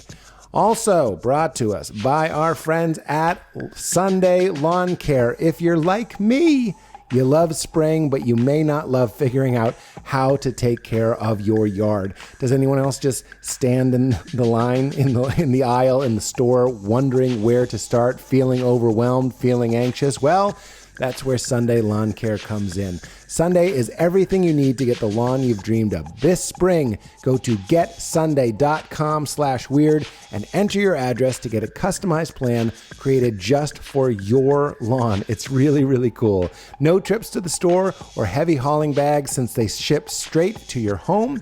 Plus, you just need a hose to apply Sunday. It's actually fun. It's actually easy. You can fertilize your whole lawn in less time than it takes to watch an episode of your favorite TV show. And they only use ingredients you can feel good about. That means no harsh chemicals, no long waiting periods, or trying to keep your kids and pets off the lawn. Simply apply, let it dry, and you're back to enjoying your yard. Best of all, Sunday is easy and affordable. Some lawn care services cost more than $1,500 a year, but Sunday's full season plans start at just $109. And Sunday is offering, on top of that, our listeners get 20% off. Full season plans start at just $109, and you can get 20% off when you visit getsunday.com/weird at checkout. Just $109, get 20% off when you visit getsunday.com/weird. 20% off your custom plan, getsunday.com/weird. Show your support for your lawn and for this show. All right, everybody, let's get back to Ethan Suplee. And we're back. And we're back. You talked about the disembodied heads that are motivating to you. One of them for me is myself at 550 I was actually pounds. curious. That was one of the ones I wondered if he was there. He's there, and his state was just that you can't do anything. That the world is happening to you and you can't do anything. And how do we experience as much pleasure right this second as possible? Because there's nothing else to be done. And so just recognizing that as an association between the more base urges I have is super helpful to me in going like, I'm motivated to not get back to that because, and it has nothing. I mean, you broke out of a prison. I'm not saying everybody's a prison. I'm just saying, it's like when you break up with somebody. And I wonder how this informs like things like cheat days and stuff. It's like you break up with them, then you have to like stay broken up. It's like a new state. It's like stay broken up. But I was always very good. I've never gone back to a girlfriend because I was like, you hated breaking up with them. Yeah. You hated losing 300 pounds. It was not fun. Yeah, it's not fun. So it's almost like now you're in the, does this make sense? The honoring what you've already done phase? Totally. 100%. And like cheat days, I don't really do cheat days, but I like fast food is generally off limits. that's just like, for me Fuck as you, a, chicken Big Mac. yeah, I mean, we had that moment there. I don't know if they even have them here. They're certainly not advertising like they were Oh, in maybe it's a Toronto Toronto. thing. Yeah. Fucking chicken Big Mac. I want to try that. There's some part of me that gets really antsy when it's McRib season, and you're like, I don't even think I liked that sandwich when could eat it, but I Yeah, want it. Shamrock Shake. Shamrock. Yeah, They know what they're doing. they know what they're fucking doing. they They're market going, so well. it's designed scarcity, like diamonds. Yeah, Like yeah. we don't have diamonds. Yeah, you do. Yeah, So you do. so for me, sobriety is some rules that are absolute for myself, right? And like, I'm envious of my wife who drinks and is never driving home drunk, is never getting into a fight, is never blacked out, is never tripping and twisting her ankle because of alcohol, is never Yeah. trying to burn her life down, is never sneaking off to the crack house after a couple glasses of wine, right? That's not what she does. And so I have jealousy. And then I see people who I consider alcoholics, who have said to me in times like, I'm an alcoholic, who I've gone like, yeah, I agree with you. You have a problem. And then if you were waiting for me to say, nah, right, it's wrong guy. It's not going to happen. And then I've experienced those people saying, I don't have a problem anymore. And I've gone, okay. But in my head, I've gone, I don't know about that, dude. And then watching them drink or use drugs, I'm judgmental of, not openly, but I feel like that's a dangerous path that person's on. The beer and wine only path. It's just beer right. It's just beer and wine. I could drink a lot of beer, dude. Yeah. But with food, I have to have, it's a slightly more complicated, because you don't quit eating, right? I just don't do drugs, and I try to stay away from places that the drugs I liked are being taken. Like, I'm not opposed to going into a hospital and half the people there are doped up on morphine. That's fine. It's not the setting that I would think of as like, let's get high on heroin or something. Right. So, food, but you stay away from other places where everyone's high on heroin, or crack, or whatever. Whatever. Yeah. I don't even really like bars. My wife likes to have alcohol with dinner, which is fine, but like, meeting people at a bar to hang out with them, I can do that, and I'm not like risking my sobriety, but it's not really fun for me watching people get drunk. That's the first thing you notice, is you're like, oh no, you're all drunk, and I'm drinking club soda, but also that they're insufferable. That was when we met, as I was taking a break from drinking, and you asked me if I was sober. And I was like, oh, interesting. I think that might have been one of the first times I considered, oh yeah, you can just not go back. Just not, yeah, right. Instead of like constantly burning it all the way and then taking a month off. Exactly. Sober October. Okay, come on. Food is tough because we don't quit eating. But like, I have my guardrails, which are things that I don't go beyond, which one is, I don't eat in secret. I'm not going to eat if I wouldn't be willing for my wife to watch it. I just said to myself, I was like, if you just made a rule, there's other things like this. If you just cooked all your meals, you would lose this weight, because nobody's like deep frying. Like, it's just not, you don't have the technology to make it. In fact, I used to have a bit about, like, we go to restaurants because we want them to cook for us in a way that we would never do. Exactly. Like, more butter, more, like, if you were doing it, and don't tell me about it. I don't want to see the calories. Just exactly. Keep it behind closed doors. It's like you put a hit out on a chicken. I don't want to know. Just bring it out when it's done. And then the other, what was I saying? Fuck. What was I saying? I was like, if I just said you can't eat alone, right? Like, it would be over. Because I'm a social guy. I have functional shame. So I'm not going to necessarily, like, when I was eating those goldfish on set, tell me if this doesn't sound like an alcoholic. It does. I would go to Crafty, I'd open one, eat the whole thing at Crafty, take another one, and walk back with that one. This is the one I'm eating. Yeah. You didn't see the one I shot like an oyster shooter. Right. That's Michael J. Fox had that sobriety story. It's like, he'd go back to the kitchen and fill his wine to the same level. Like, the skill and the precision of the addict is pretty interesting. Yeah. And also, like, I don't care if one person sees me shoot the whole bag, Right. because who cares? Then all they know about is that one bag. That's I right. had a bag of goldfish. And then the other goldfish, I'm going over here. Yeah. It's just working with object permanence. Like, you don't know I'm not bringing this to someone else. Yeah. All of this, it's like mobster stuff. It's like, did you see me eat it? Totally. And I didn't eat it. That's me. I did that. To a T. Don't eat in secret. Don't eat Yeah. alone. Like, Yeah. that would help me a lot. Don't eat alone. Yeah, it was alone for me, but then it's going to be tricky for you, Pete, when you're on the road. You know what I mean? So you got, but like the way I get around that is like, would I do what I'm doing in front of Brandy, my wife? Yeah.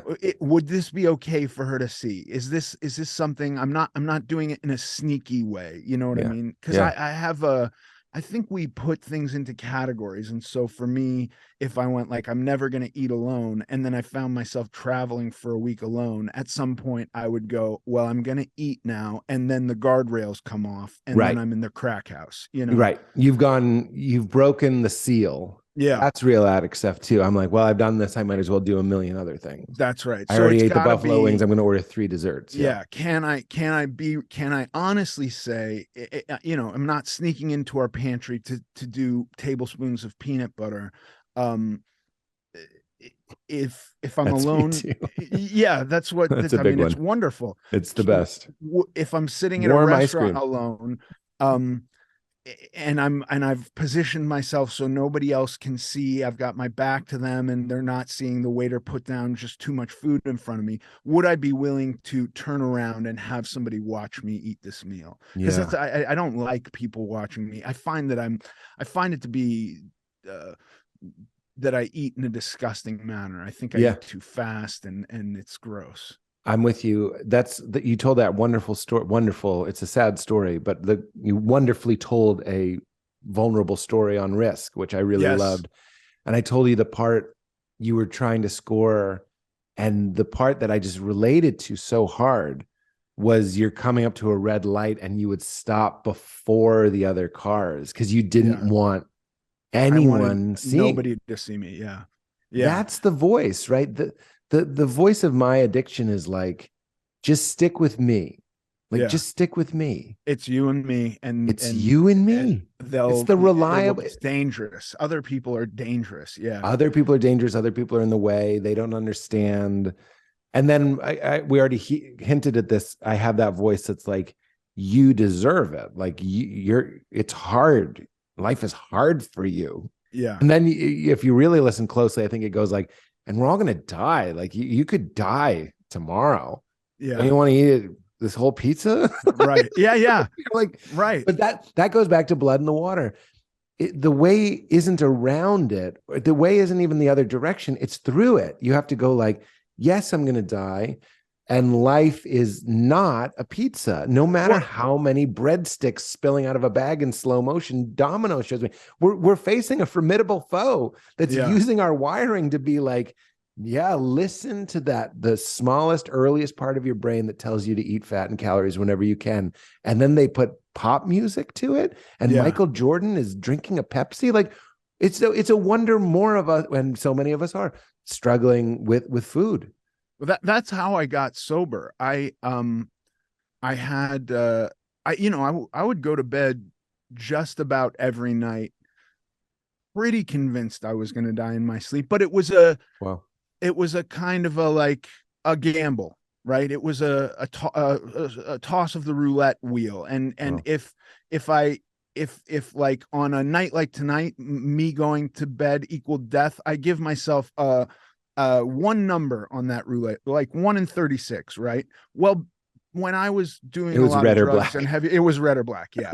Oh no. And I was basically okay with that. And then I got told I had congestive heart failure. And what would happen is my feet would swell, and then my legs would swell, and then my thighs would swell. And then I'd get scared, and I was not diagnosed. I'd just be like, holy shit, I'm gigantic as it is. And to swell on top of that and not be able to put on pants was crazy. And so I'd stop doing drugs for a few days and the swelling would go away. And I'd go, okay, well, I I got so accustomed to just getting dope sick every couple of weeks because I had to stop because I wanted to get rid of the swelling. Um, and then I would start doing drugs again, and pretty quickly, within a week or two, the swelling would start again. Hmm. And it went into my groin and started to get into my abdomen. And I went to a doctor, and the doctor said, this is congestive heart failure. And I said, so what do I do to handle this? And the doctor said, well, if it was just your feet and legs, you could get off drugs and you could survive. But I'm sorry to tell you, like, you're going to die. Like, you have weeks What? before you die. This is going to keep moving slowly. And when this swelling reaches your heart can't beat anymore and you die. And it was this really weird thing of like, oh, well, now I'm really going to die for sure. I might as well get off drugs. And I was actually, it was a just a weird experience of like, I'm gonna die. I should stop doing drugs. I should stop doing drugs. It Why was not? almost like, Yeah. as a human being, I didn't like doing them. I didn't like being a drug addict. And maybe if I know I'm gonna die now, I should go out with a little bit of nobility, a little bit of honor. And that was when I got sober. That was like, I went to rehab immediately, and Really? for the third time. But on it wasn't people convincing me to go. It was me going, I need to go to rehab. I'm gonna go straighten my shit out. Like a death scare. It was but it wasn't even a death scare. It was I had death scares every night. This was a confirmation that you've got a couple weeks and you're gonna die. Wow. Yeah. And you wanted to, don't let me put words in your mouth, you wanted to go out sober. I wanted to go out sober. I wanted to at least go out fighting for something, like not just in this state. That was the first time that it wasn't hopeful. Like, if you do this, you'll survive. It was, this is the state you're in. And I just felt like I would feel better about myself if I improved my condition a little bit. I'm not super surprised. Again, in my little practice this morning, I was thinking about how like the pressure of death is one of the things that can spawn change. It's like some people, I think, and I think I might be one of them, for the final step, the final like, okay, like no fooling, comes when the metaphorical gun is on your head. Yeah. And you're like, okay, for real, like, what do we really believe? And I think a lot of people have deathbed conversions. I think that's like a standard, meaning a deathbed conversion. I remember, I told this story before, but Roger Ebert, when he died, he lost part of his jaw, but he was reported to sit up in his bed and he just looked blissful and said, it's all an elaborate hoax, is what he said, meaning reality. Yeah. And he said the difference between paranoia and enlightenment is so fine sometimes. Sure. All a hoax sounds like paranoia. No, but I like it. Me too. It's beautiful. The joyful, it's all a hoax, meaning it was all a dance, or it was all a song, or it was all a dream, or it was all a play. I was also thinking about this morning, and this pertains to what you were saying, so I'm going to put it back to you. But I've always been attracted to this joke that Daniel Tosh had about the end of the world. Whenever there was a scare, before we really thought the world was ending with COVID and all these things, it was a trend that every 6 years or so, some church would say, we've interpreted the Bible, the world's going to end. And it would make the papers, and I'd be afraid every single time. And Daniel Tosh had a joke where he goes, it would always be after the fact, and he's like, fuck, we didn't die. Like, I was disappointed. And then he goes, I don't want to die. He goes, don't get me wrong, I don't want to die. I want all of us to die. And this morning, for the first time, I've always just been so incalculably and inexplicably drawn to that joke. Like, I don't understand it. Yeah. And I was like, that's because I think that's enlightenment. A personal death or a personal salvation isn't salvation. It's not real. It's all of us. We all have to do it. We all go together, and we all wake up, and we all go home, whatever language you want to use. And I think that's what he said. I think he stumbled into something I'm going to say accidentally, because most of the time when I stumble onto something profound, it was an accident. I didn't reverse engineer it.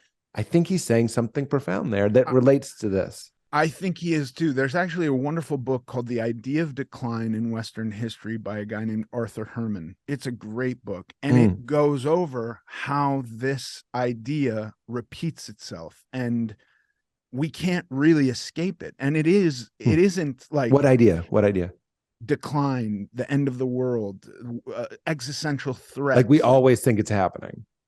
Always throughout history, there's always been something that threatened us all, that but not stakes high enough, because I think that people are so amazing. When it's actually happening, we do change, we do pivot, we do make adjustments. But when it's just that there's always been the fear of, whether it's the Bible or something else, that we're on our way out.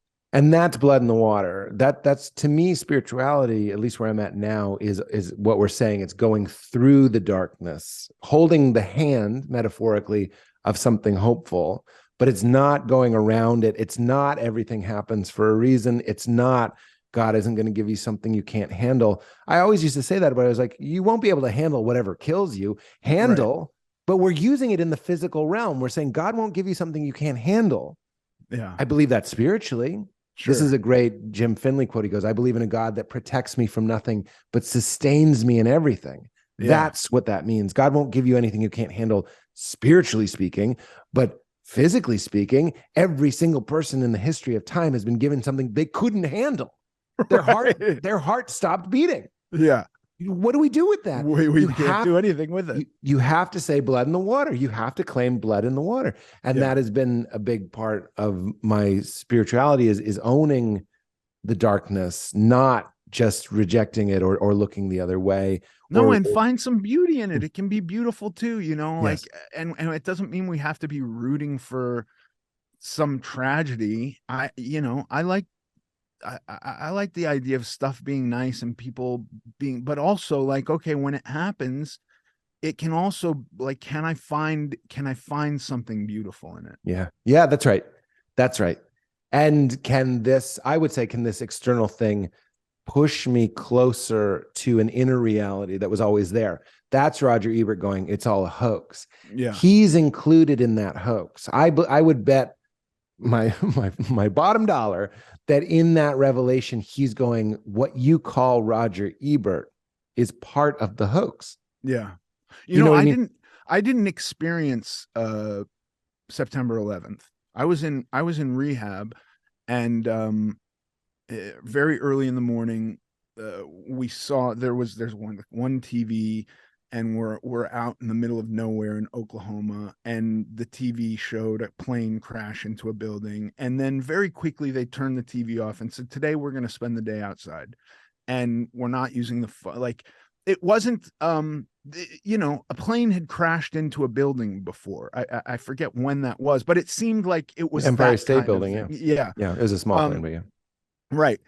And then there were like a few days go by where they didn't let any kind of conspiratorial, like, you're not to use the phone. It just became more actively outside in the middle of nowhere with no connection to the outside. When I finally got out of rehab and I went to the airport, and there was a dude with a machine gun at the airport, I was completely bewildered. I was perplexed. I didn't understand this.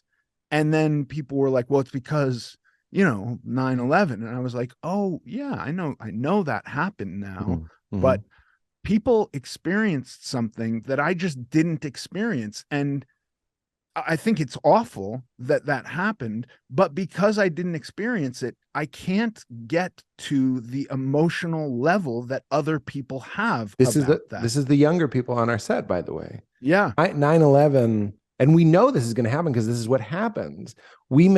Steve Martin has a joke where he goes, you make jokes as a young comedian about cancer, then your friends start dying and you stop making jokes about cancer. These kids don't know 9/11 in the same way we don't know the Great Depression. We don't know World War II. We don't know all these things. Right. That's one of the things. But it's almost like a second life, like a bubble was around you guys, and you didn't receive the meal, the trauma, the whatever it is, because for my friends in New York, they went through a war. Basically, they went through something visceral, and it changed them. And then it seems to have had this major profound. And I'm not saying I'm aloof to what happened. I know what happened, and I of course, and emotionally it's just different. touches me. It just, I didn't experience it happening. So it's like somebody explaining a car accident to you who was in the car accident. I can't experience the car accident that you had. Right. It becomes a story. Yeah. And you missed out on, but we're sort of back to what we were talking about. It's like these agreed upon realities, and I'm not denying those realities, but like narratives are spun, stories are told. Like your life is a story, and that's again, I see why you thought of that. Roger Ebert is like, I was a story. Yeah, I was an agreed upon, and you and I didn't know Roger Ebert, so we don't even know what he's talking about. But I like what he's talking about. I like what he's talking about too, and having that death before you die, that spaciousness, that like, this is a hoax. People don't have to be like me. It's not about eliminating all suffering, or as you were saying, all violence. It's not. Jesus said, was quoted to have said, the poor will always be among you, but I'm only here for a limited time, is basically what he's saying. He's like, you should talk to me while I'm here, because you won't solve this. Right. And you could say that's defeatist, and I'm all for fixing problems and helping and all that. I've been helped, and that's good. But there's something about going like, I don't know if the game is to finely tune the earth like a German watch. I don't think that happens in a world of duality. That doesn't mean we can't improve, but in a world where if I'm sitting in this chair, you're not sitting in this chair. Right. You can't be sitting in this chair. Well, I know we're okay with that, but like, that's the beginning of all of it is I'm in this chair and you're not in this chair. I'm breathing this air. You're not breathing this air. I have this coffee. You don't have this coffee. That's what duality is. Yeah. Please. Homelessness is an interesting one. You said you play these moral games, you moral questions. Yeah. Is it immoral to be homeless? There's the guilt of the society that's not housing everybody, but I'm with you. I've played this before. But I've played this before. Yeah, if somebody says, I don't want to live in the way that you're living. Now, look, if you come to my house and you say, I want to pitch a tent in your backyard and have a bonfire, I'm going to say no. And I'm going to take you off my property. That's just what I'm going to do, because I don't want the bonfire in my backyard or a stranger back there, to be honest with you. Yeah. But I find nothing immoral about somebody going, I don't want to play the game that you're playing, that this society with cars and money and credit cards, I'm going to go wander around. To me, there's nothing immoral about that. But then society, you go to Los Angeles and it's like, no, there's, I think a couple of years ago, there was like cholera. There was an outbreak of cholera because of homeless encampments. And I go like, I understand, but is it just that you want what you want versus they want what they want, and who's morally correct? And private property, I'm okay with having my house that nobody's allowed to come to and mess with. Right. But what about public property? Everybody owns that. And so is it immoral for somebody to sleep there? I don't know, but the need to solve it, I understand if you have a bunch of people going like, please give me a house.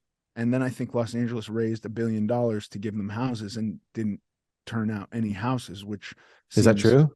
I think something like that. Maybe it was 600 million. People want houses and want to play the game. I believe in opportunities, but again, morally, it becomes very weird. These things that we're solving because they're wrong or right, when I don't know that they're wrong or right. Right. Well, it's interesting. This conversation, this whole topic is interesting. I remember watching a documentary where they did what I always wanted to do as a child, which was take a unhoused person and give them a house and do the thing. Yeah.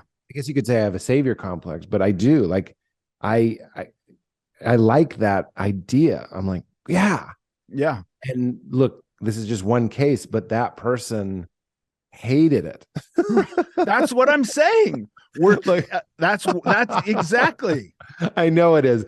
The trouble is, and you would concede this, that that's a convenient, that's convenient data for people who would like to continue to step over homeless people. You know what Well, I mean? I listen. I take no pleasure in stepping over homeless people. Right. I'm simply saying, are we right in considering it to be wrong? Right. If Immoral. it's not, if it's fine to be homeless, then there's nothing to solve.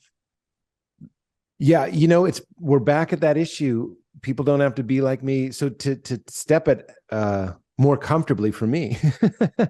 Not that I'm worried about saying the wrong thing. Maybe I am a little bit. But when I'm talking to my mother and I want her to be a certain way, and she keeps touching the edges of my operation game and she keeps buzzing my nose, Yeah. it's because I'm torturing myself with thinking this shouldn't be. I haven't Right. made friends with reality. I haven't forgiven reality. And so Byron Katie and the work, did we ever talk about Byron Katie? Yeah. Yeah, we did. I'm a fan of hers. I love her so much. I would say my mom needs to understand me. She would say, is that true? Right. And that's what you're doing. Yeah. It's wrong that let's just take one person. It's wrong that this person is sleeping in the park. Is that true? This person doesn't want to be sleeping in the park. Is that true? It just, what it does is, and what people don't like about it is, it removes all certainty. And Yeah. we love our certainty, and we'll actually rather suffer than be free. In a Yeah. lot of, would rather suffer and be certain than be free and uncertain. I think it is Yeah. what we're I doing. can't even absolutely figure out what is certain for myself, Yeah, that's right. let alone know what is certain for anybody else. But this touches me because, meaning, I like that softness in your heart, because, and I'm not putting down my dad. I see my dad wanting people in my family to be like him. And I remember saying to him, I was like, kind of what we're saying. I'm like, that what you do, which is win, and real estate wins and business wins, and you look like a success and you are a success. That makes you happy. We could pause there. We could Sure. unpack that. Yeah. But it's not fair to assume that that would make this person happy. And he wouldn't concede that. And that's okay. I can look, big man, Pete. I can forgive that. But I can not only forgive it, I can understand it. But what is so attractive to me, especially someone who's done so much work to be strong, to also go like, I don't know what I'm doing on a daily basis. I have to call it into question. I have to take an inventory of it. Is this working? Do I still want to do the podcast? Is stand up right for me? Was that right? Like, am I happy? Like I have moments, like I said, I feel everything every day, but I can't go around and say to people, you should become a famous comedian. You should start a podcast. You should, like, I'm just doing an experiment every day. The biggest in my adult life, I kind of struggled with sobriety and my weight as a kid, and then I got sober, and that was a battle that I don't think it's a win-lose, but I'm not actively losing that battle today. Yeah. Right. I've got the momentum. And then I started working on weight 20 years ago. And this whole time I'm trying to figure out or touch what is more correct for me. And all it is a harmony where I feel that I'm in maybe a slipstream. You could have a big pool of water and there could be currents that are going at different directions, and one's taking you into the rocks and one's taking you towards wherever you're trying to get to. And when I get into that lane, I feel it. One of the things that I wanted so badly with my kids was to not put restrictions on food and alcohol and drugs, because there were nothing but restrictions for me growing up. And I felt that I don't think that's the totality of the issues that I developed, but I feel like it was a partial contributor. Yeah. And Ethan, do you want what's in my hand? right. You know Yeah. what I mean? Like, Yeah. kind of, right? It's part You of it. can't have Yeah. this. Exactly. I've got it and you can't have You it. can't have it. And then I had a kid who at 4 got type 1 diabetes, which is juvenile diabetes. It's immediately insulin dependent. You know, and suddenly I found myself in a position with my child saying, this is how it must be.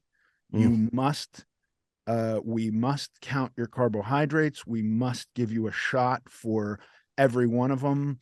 And it was a struggle because I set up these boundaries on her that for the longest time remained very rigid.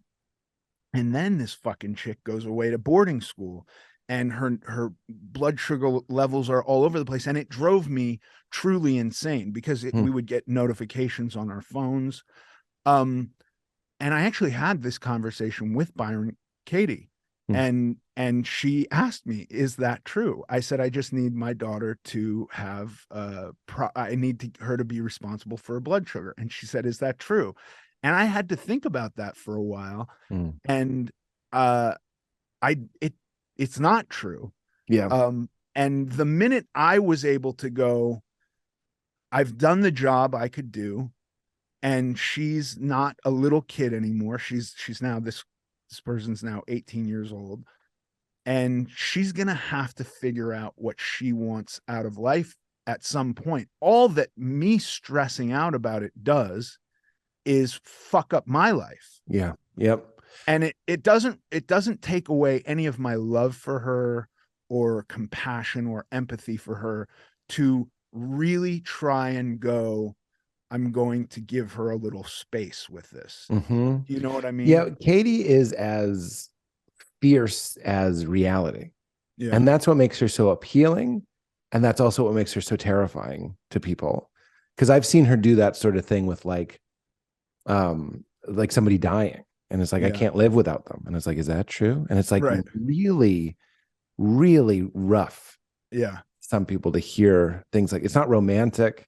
No. It's not very dignified. It's post-apocalyptic. It's fucking nature, dude. It's nature. That's what I mean. And she goes, reality wins, but only every time.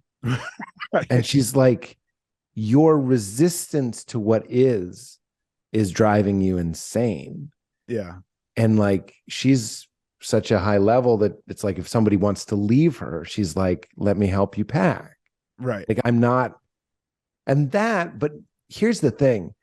That's not just a person that has their physical needs met. That goes back to that Jim Finley quote.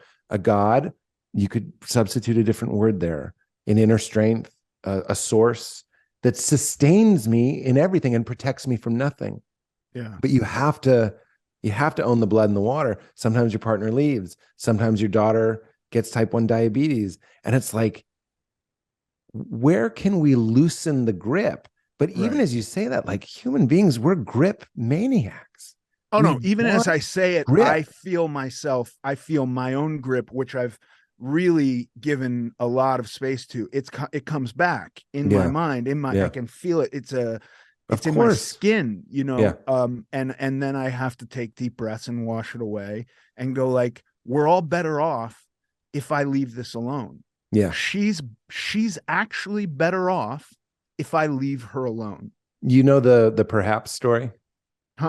I'll tell it so briefly because I've told it probably 1,000 times. Guy's house burns down. Everybody goes, what a tragedy. And he goes, perhaps. Because in the rubble, they find a box and it's filled with gold. And they go, what a mitzvah. How great. And he goes, perhaps. Then the gangster that buried the gold comes and kills his family. You know, like you can keep doing it. Yeah. You wouldn't do it with that. You wouldn't say perhaps. You have to do it with things that are ambiguous. Your daughter has type 1 I think diabetes. What a tragedy. Perhaps. You're like, did you get everything you've ever valued from adversity, from some fucking thing going away? I just talked to the guy here in Ojai. Air Pizza is the best pizza in the world. It's incredible.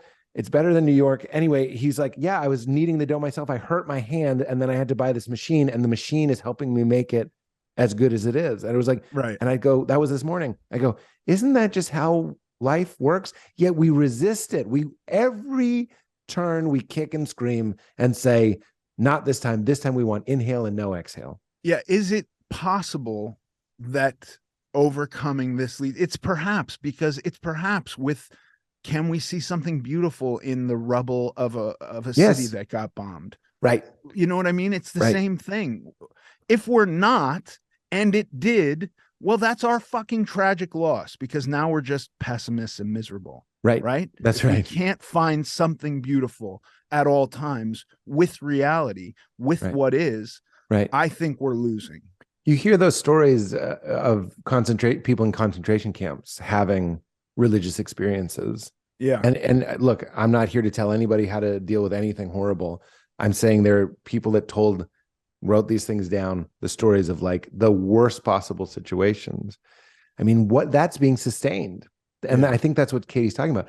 When she did my podcast, I was like, what about the kids in cages? You say everybody's okay.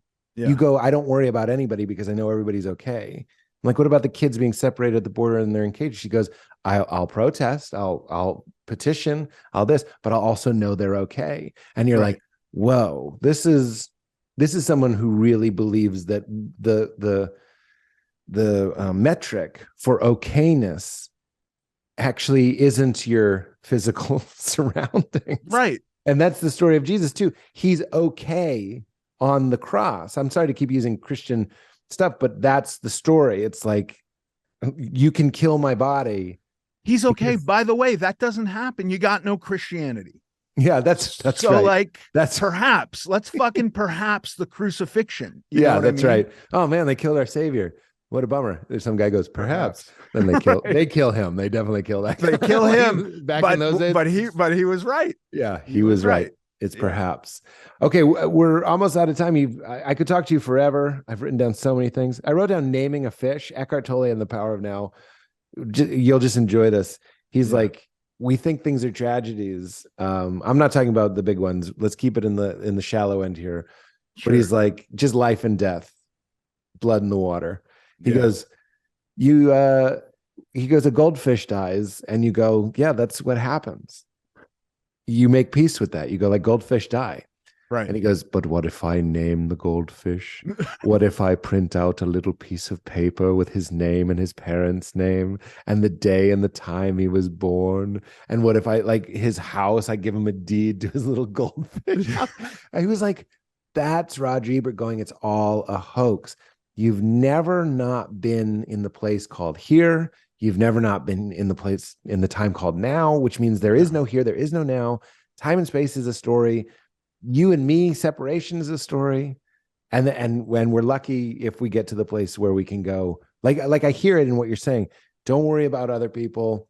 It's all happening inside of you, and the gift is that there's some control. It's not really weight loss, and it's not really muscles. It's, I think, why people are interested in your story is because we know that we can talk about all the surrender, and with the other hand, we can have all the surrender, and with the other hand, we can go, and I think I might be creating my reality. You know what I mean? Life was happening to me, and now I am life. And that's all it was. And again, I would never try to convince somebody that they also had to experience, because you were converted. You had a conversion. There's spiral dynamic. Do you know spiral dynamics by any chance? It's the colors of where you are in your consciousness. It's a simple way of understanding it. And purple is tribal and superstitious, and it's very like the world happens to me. And red is I happen to the world. It's actually early on the spectrum, meaning it's not the only transformation we have, but it's an important one. And Breaking Bad, I always say Breaking Bad is purple to red. Hip hop is purple to red. Ethan Suplee is purple to red. Yeah. And we love purple to red. It's why origin stories are almost always better than just like, and then the next bad guy they fought. It's like, fucking who cares? We love seeing the disempowered, life happens to me. I'm broken. I can't change it. Nothing happens. And then you do the thing, you tie your shoes, you take that one breath, you go for that one walk or whatever it is. That's actually what we like. We just happen to be living in this 3-dimensional universe where like certain mindsets manifest in certain shapes. Sure. You know what I'm saying? That's not to say that you can't be a heavy person and be brilliant and enlightened and alive and free. But in this case, the shape that it took was fitness. And I see it with other people in other shapes and other sizes, other colors, other things. But it's all, we love the purple to red. Yeah. I'm very happy with it. There's times where my wife is like, get really into business, and I'm just don't have any interest. When people go, accumulate real wealth, I'm like, you know what? Having enough money seems pretty good. You know what I mean? Like, can't we just, is that like, why do we have to like have an empire? We're not hungry and my knees don't hurt as much as they used to. Do you really need any more than this? If you move the carrot onto a longer stick, man, you know what I mean? Mark Zuckerberg is somewhere going like, but how do I get back on top? You know what I mean? And you're like, buddy. Yeah. Those years I was barbecuing and on the surfboard. I ruled the world. And that, I mean, fucking forget it. All right. We didn't get to so many things. It's great. It doesn't matter. Meaning the health tips you've given me, they're just going to come out. And you can listen to me on American Glutton. We talked about a lot of them. Yeah. I'm glad we had the conversation we had. I'm really just trying to compliment you and say I could talk to you forever. I love you, Pete. You're a wonderful guy. I love you too, man. I really do. And thank you for being a symbol in my consciousness. I'm going to work out today. I love it. It's great. But it's the biggest compliment. And all I hear in my own head, just so you know, is you're not worthy of this. Yeah. I'm not worthy of this position. Right. There's, and I'm going like, no, I can have that. Claim it. It's okay. Yeah. It's not going to shrivel you up like the wrong chalice. No, certainly not. Can you tell me, this is the last question, a time in your life you laughed really, really, really hard? It doesn't have to be a great story. I'm just wondering if your belly hurts and you're crying, you might have been a kid, somebody might have fallen. It's often somebody falling or farting.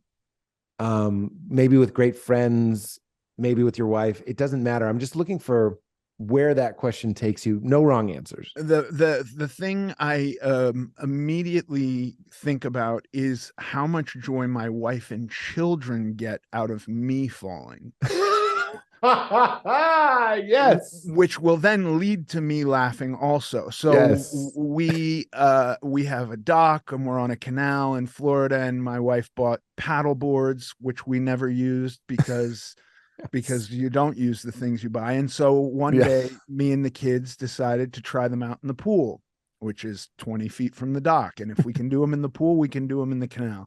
And the kids are pro paddle boarders, but I, of course, really struggle and am nearly killing myself by falling off because it's in a pool. And my wife and kids laughed so hard that at one point I was in the pool getting close to drowning because I was laughing so hard at them laughing at me that I couldn't stay above water. And that's what I think of. You almost died. And that's one of those deaths you'd be like, I mean, it was worth it. You know what I mean? Yeah. Like, look, none of us want to, but every once in a while I'd been like, that would have been a pretty okay moment. Like, it's the question, talk about an ethical question. Do you want to die when you're up or when you're down? Do you want to be like so happy and like suddenly you die? Or do you want to be like, this fucking sucks, get me out of here? I have one other dying laughing, and this is the second hardest I've ever laughed. This is 30 years ago in New York. I have a buddy who loves plays. So whenever I'm in New York with him, he's always like, we're going to see these 4 plays, and we go to see plays. And one of them was in a smaller theater. Oh no. And it was, like there's only 2 aisles on either end. The seats aren't split down the middle. Like that's how small it is. 2 people on stage, very, very serious. And I'm high as a kite on heroin and probably nodding off. Heroin giggles? An older gentleman in front of us shot out of his chair in the middle of the play, and then ripped a huge fart and then made his way out of the theater. Oh no. We all assumed he was going to take a shit. I mean, it was so loud the people on stage for sure heard him, and me and my friends could not pull it together. We laughed so hard. And this play was like about relationships and women leaving men. And like, it was somber, and this turned it into a comedy for us. He got a direct order. Yes. To shit. Yes. And then he stood up. Yes. He was like, yes, sir. He tried to give the body what it wanted so that the body wouldn't embarrass him. And the body was still like, we're past that point. Fuck man. you should have done this before. Yeah. Val and I were just laughing. I love that story so much. Has there ever been a fart that was beautiful? Like, if you didn't know it was a fart, it was just like a haunting, like a for sure. Yeah, there's been one. There's Yeah. been one. That if you didn't know it was a fart, you'd wipe away a tear and be like, yeah, it hits a note that makes you think of like tranquil birds in a sunset. It's like anything that's pitched can make you cry. Exactly. That was one of the best. I mean, you gave us two. I'll never forget a man shooting up, then farting, then going. That's pretty good. Did your friend know you were on heroin? Was he also on heroin? He was not on heroin. I believe I got an intervention at the end of that trip. He's like, look, plays are already pretty sleepy. You don't need to go in on heroin. Yeah. No, my friends were all very much against the drugs, and I had a number of interventions. And again, I think Byron Katie's advice of like, I was okay until I wasn't okay for myself and decided I needed to change. You know? Right. You needed that conversion. Yeah. Other people saw it first. Yeah. This was great, man. We thank you so much. Thank you, Pete. It's a rare guest that can do a Zoom one. But I knew when we did the pod in Toronto, I was like, yeah, Ethan, it's a compliment. Ethan's Zoom interesting. Not a lot of people. I'm going to do it over Zoom. Yeah, we pulled it off. We definitely pulled it off. I think people listening on audio will be surprised to find out here that it's Zoom. Unbelievable. You're incredible. Thank you. Listen to American Glutton, your podcast. Yeah. And the end here, would you say keep it crispy? It's just how we wrap up. Keep it crispy. Very nice. Thanks, man. I'll talk to you soon, Pete. Okay, Ethan. Thanks, pal. Enjoy your day. Thank you. You made it